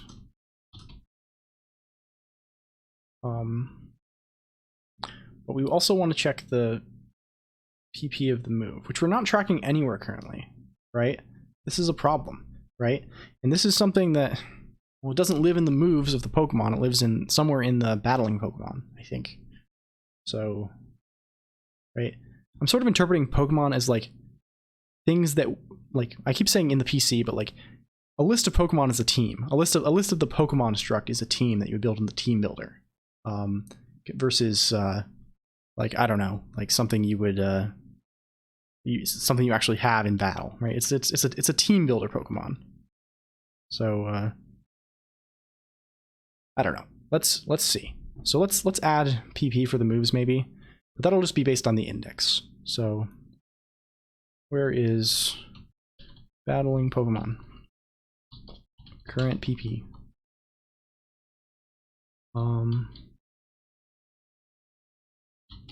List of PP for each move. Okay. Sure. We don't actually need the move here, but we do need to do this map. Like the map ensures that the length is right. All right, we like, otherwise we'd just be mapping over like a created list of the same length as M, and it doesn't matter. It's fine. Okay. So there's that, and let's just do that for now. So we have, for now, well, maybe we do the filter right here. Filter.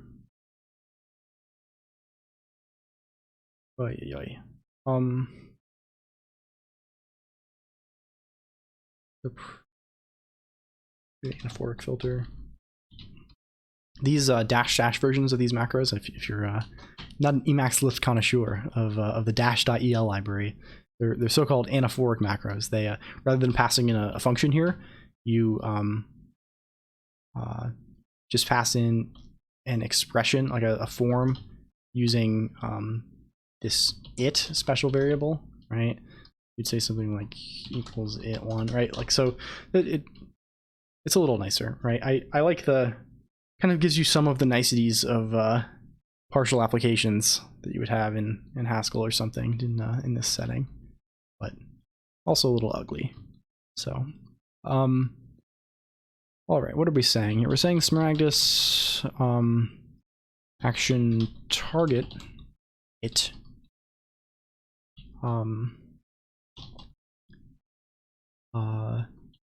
and that in PP is battling Pokemon. Oh, we need to evaluate that. We'll just say this for now.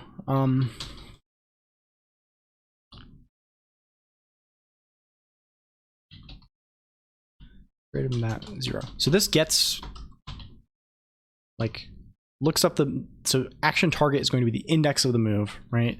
This looks up that index in the current PP of the battling Pokemon and checks if it's greater than 0. Sure. We can cope with this. So this will filter, this will just get all of the moves that are, don't need that non-nil for now. So we'll get all the moves that are valid. I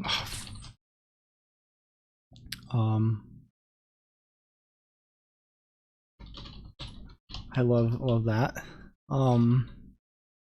Yeah, this is just complaining.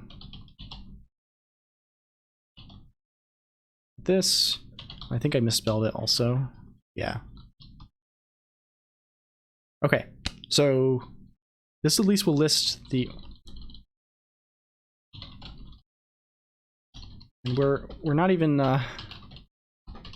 getting around the problem the best way, because we're not just listing moves. We're enumerating all the actions, right, including switches. So the next thing to do is to have a very similar thing.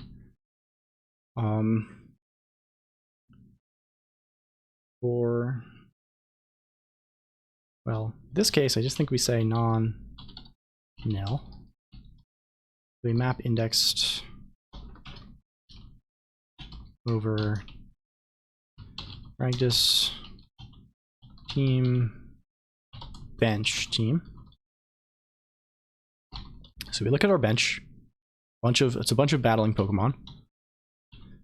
B, PKM. Let's just say we're gonna say B. The command is switch. Target is IDX, of course. But we're gonna just add our condition in here. We could have done the same here, but well, we will. We will to be consistent.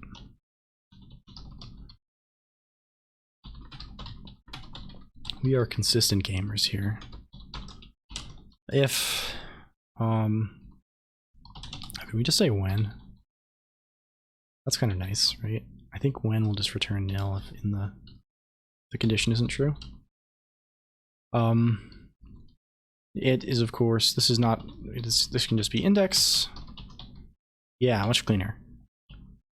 So similarly here, when not s, or when greater than Smaragdus battling Pokemon current HP E 0. Then we do this. You complaining still? No. Okay. That's good. Let's make sure everything is evaluated. Let's go back over here. And we can say, okay, Smaragdus battle team 1 of ST. That's our team 1. What is complaining? Arg's out of range. Some weird shit happening. I just what's it called? Team valid actions. Oh yes, that's a problem. What is that? Oh, does this give the index first? Yeah, looks like it.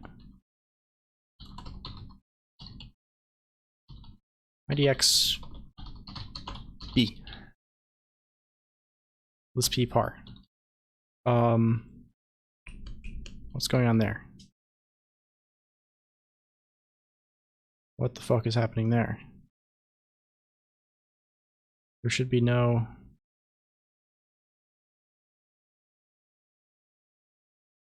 What?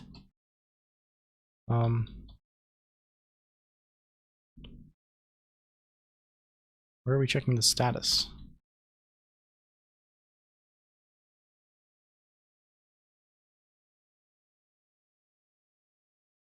What is going on here? Something very strange, I think.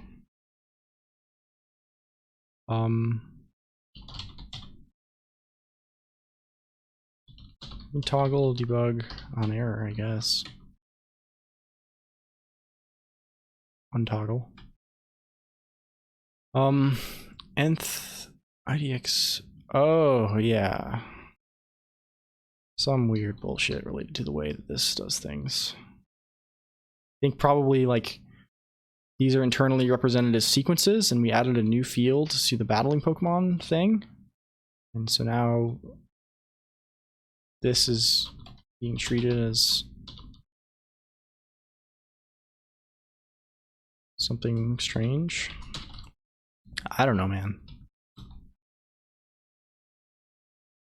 Let's just say this is list 10. This thing has one move.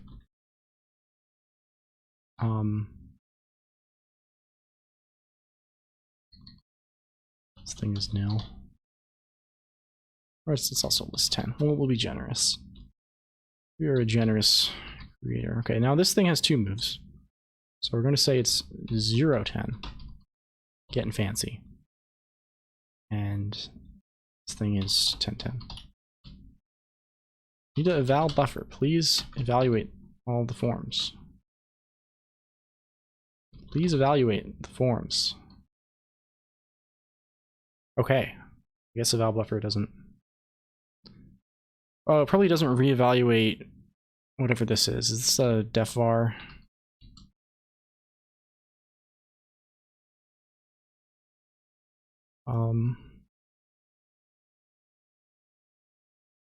You know, there's weird shit in Common Lisp related to like def var versus def parameter. Oh, there's conventions both for like dynamic binding, and I think Emacs Lisp is dynamic. Like, that's irrelevant here, but in Common Lisp there's like different forms for like a bind, like a bind where the initial value overwrites when you reevaluate or not, and like it's weird. So we have moves target 0 and switch target 0. If we do this on team 2, we have move target 1, yeah, switch target 0. That looks fine and dandy. What if we make the current HP of this Pokemon 0? Team 1. We just have move target 0. Yep. That seems great.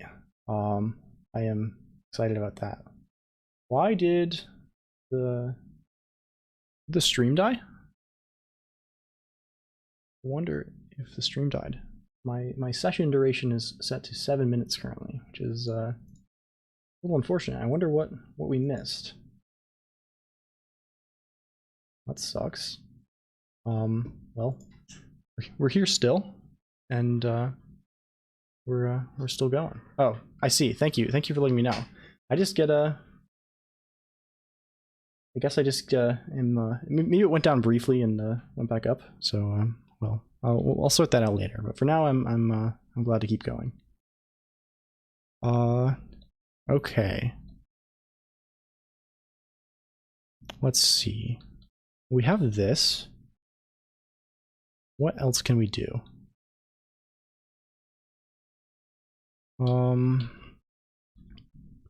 So we have a way to enumerate actions. Oh, we also need to handle that faint switch thing. Let's do that as well. Valid actions, because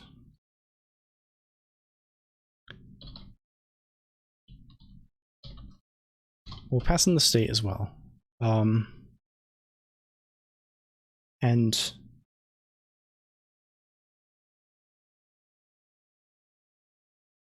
well, this is a little more complicated.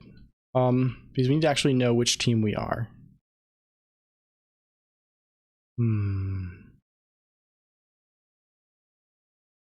Well, maybe we need to just give teams a little ID. So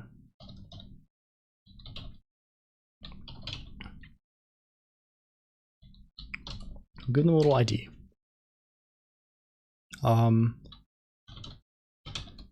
Say ID. This is team 1.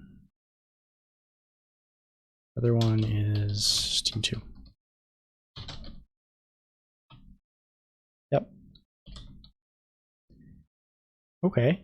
Then we have we're passing in team 1 and team 2 at a different point, right?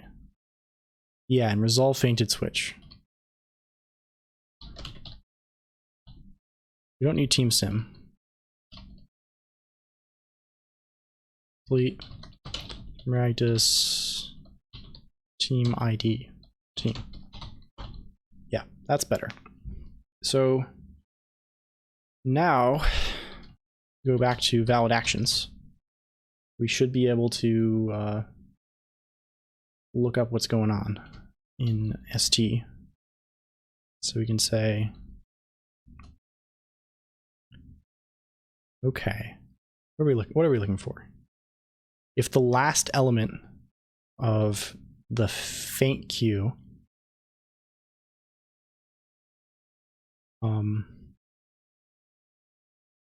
so let's see.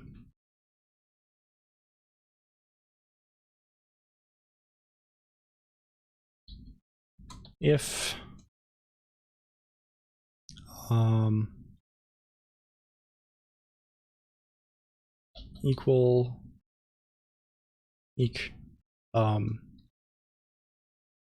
practice team ID team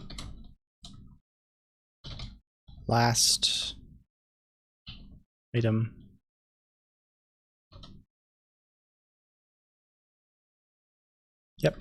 last item of practice battle fainted queue team.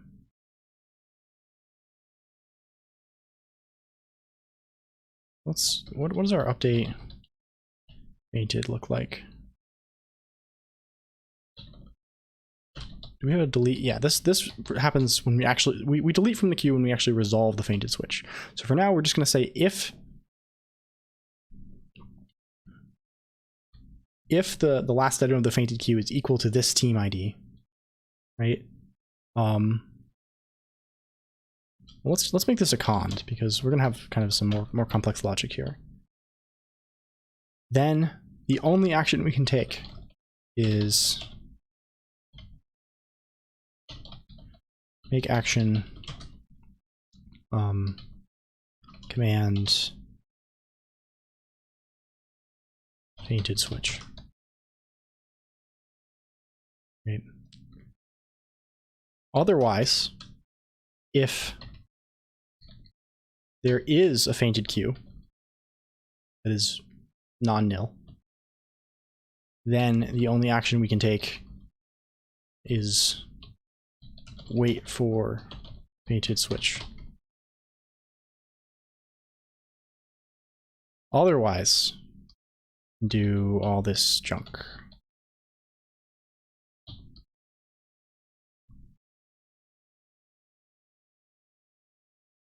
Yeah, I like that.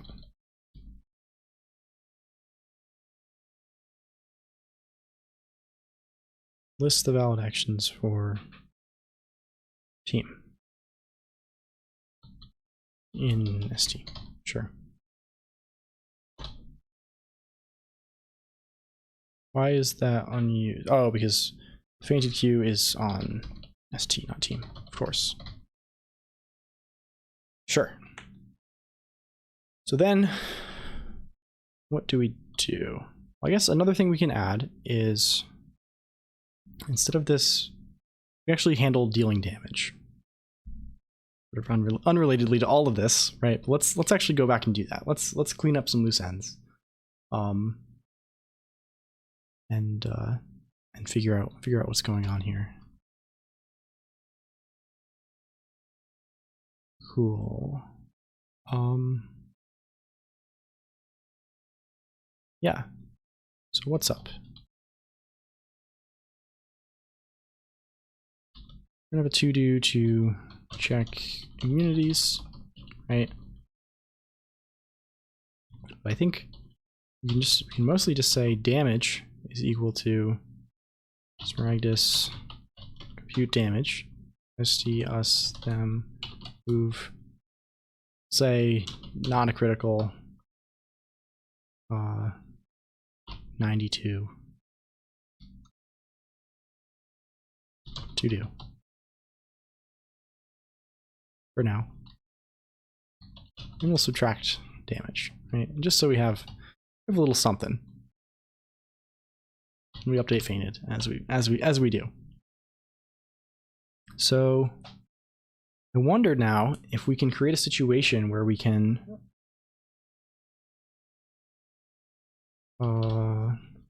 get the valid actions for the teams. That's bitching about something.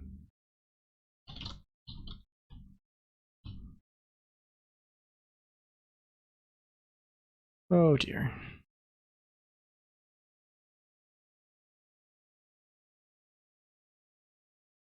What is the complaint? It's probably some of these things again. Let's see, val buffer. Let's make sure this is reevaluated.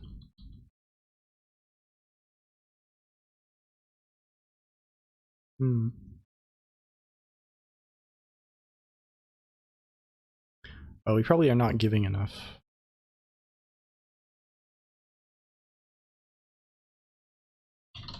Valid actions.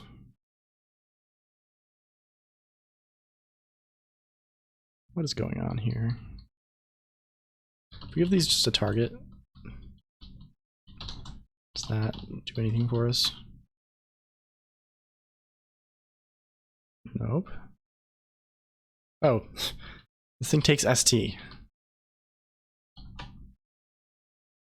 Yeah, obviously.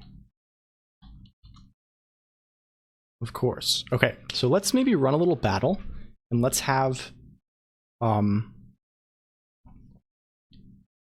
what is team 2's moves? What are team 2's moves? We can attack, right? We can attack with this Ember move, right? Let's maybe do that. If we say practice simulate turn st, we'll use say command. I just say wait, it should do nothing, right? Like it should. I think we should just. I think we do nothing.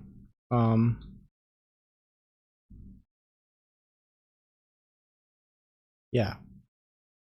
We shouldn't do anything.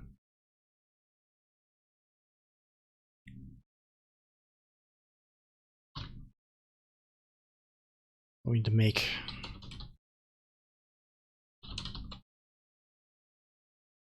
That gives us nil, as we expect, I think. And if we say team 1 active HP st,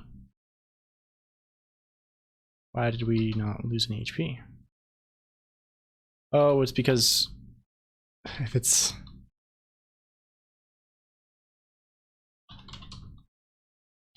wait, it's not going to do anything for either participant. Yeah, so team 1 took a bunch of damage, team 2 took less damage. Let's do it again. And again. And again. So there's the HP. If we say practice battle fainted Q st, so team 1 has fainted, right? So now if we list the moves, team 1's only action should be fainted switch. Team 2's only action should be wait for fainted switch. So then if we say, okay, make team 1 do fainted switch to target 1, we make team 2 do we should enumerate the actual targets you can fainted switch to here, of course. But make this person do wait for fainted switch. No target.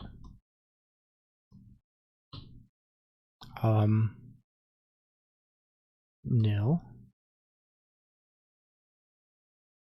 No, so the switch is not resolving.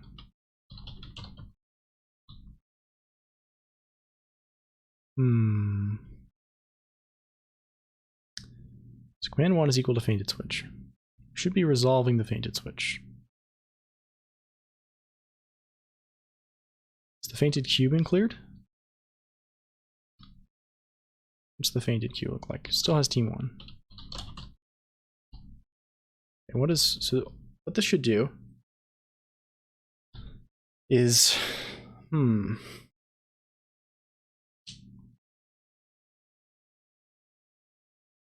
that's odd.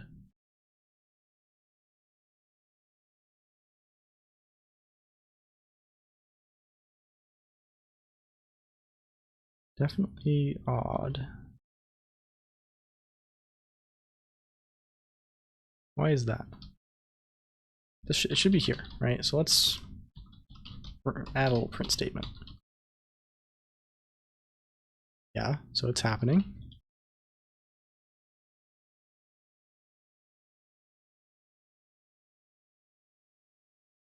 What is the yeah. Oh, maybe we want maybe there's something weird with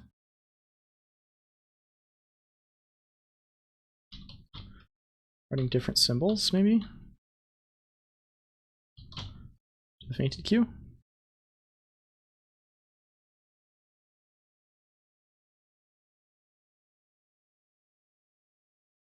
Maybe. Maybe something like that.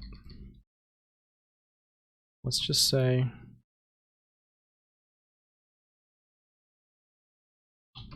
team 1 ID is practice team ID, team 1.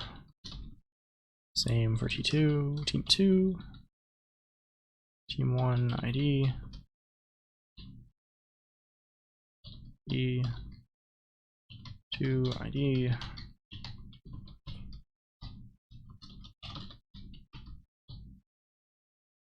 okie dokie. Let's active HP should be reset. Let's simulate attacks.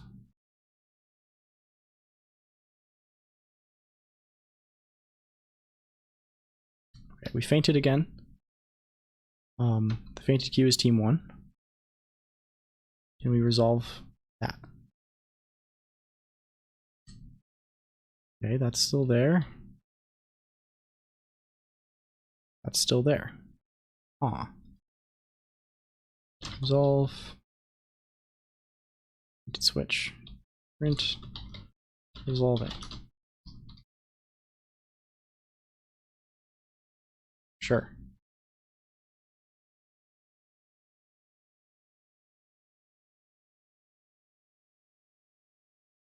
Okay.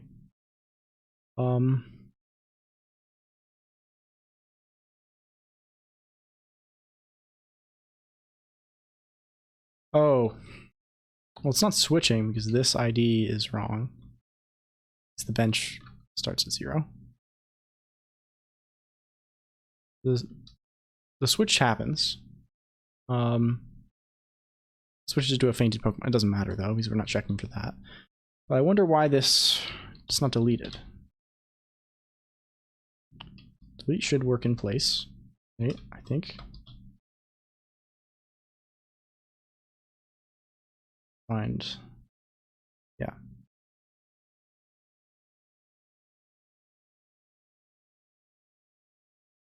Oh. Right. It's not a list. Deletion is not performed destructively. Del Q. Maybe what we want? It's always going to be a list.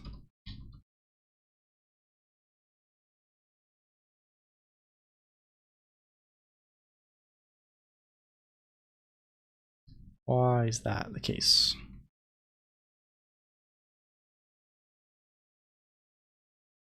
Very strange. Maybe this doesn't take a location. Ah, yes. So if we say this, that should do the trick, right? This needs to be set up.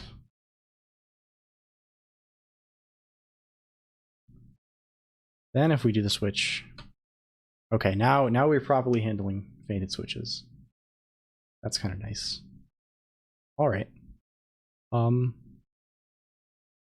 Cool. I think that's a nice little thing. How long have we been going? Like 3 hours, I think, including the hiccup. I think we might call it. I think we've made quite a lot of nice progress tonight, right? We've done. What have we done? We've done damage calculation correctly. We've done stat calculation, which is allowing us to do both the damage and speed for priority. We've handled our little trial version of our enumerating the valid actions. So I think next time it's going to be time to stitch it all together and kind of do it all at once and put the loop together to look through valid actions, pick one randomly, etc., simulate games. So maybe we'll try that out. So yeah, and it's also as of 7 minutes ago, it is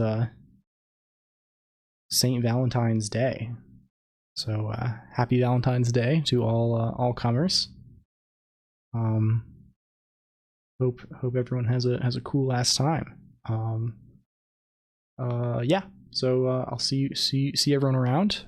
We'll be back on the computer shortly, doing computer things, computing, if you will, and we'll have a cool one together. So in that case, bye bye. See you later. Goodbye. now, pressing button immediately. Oh wait, we have do we have people? We have people? No, we have 3 people. So we shall not raid. The raid will not be tonight, but one day in the future, I promise you it will come. But anyway, bye.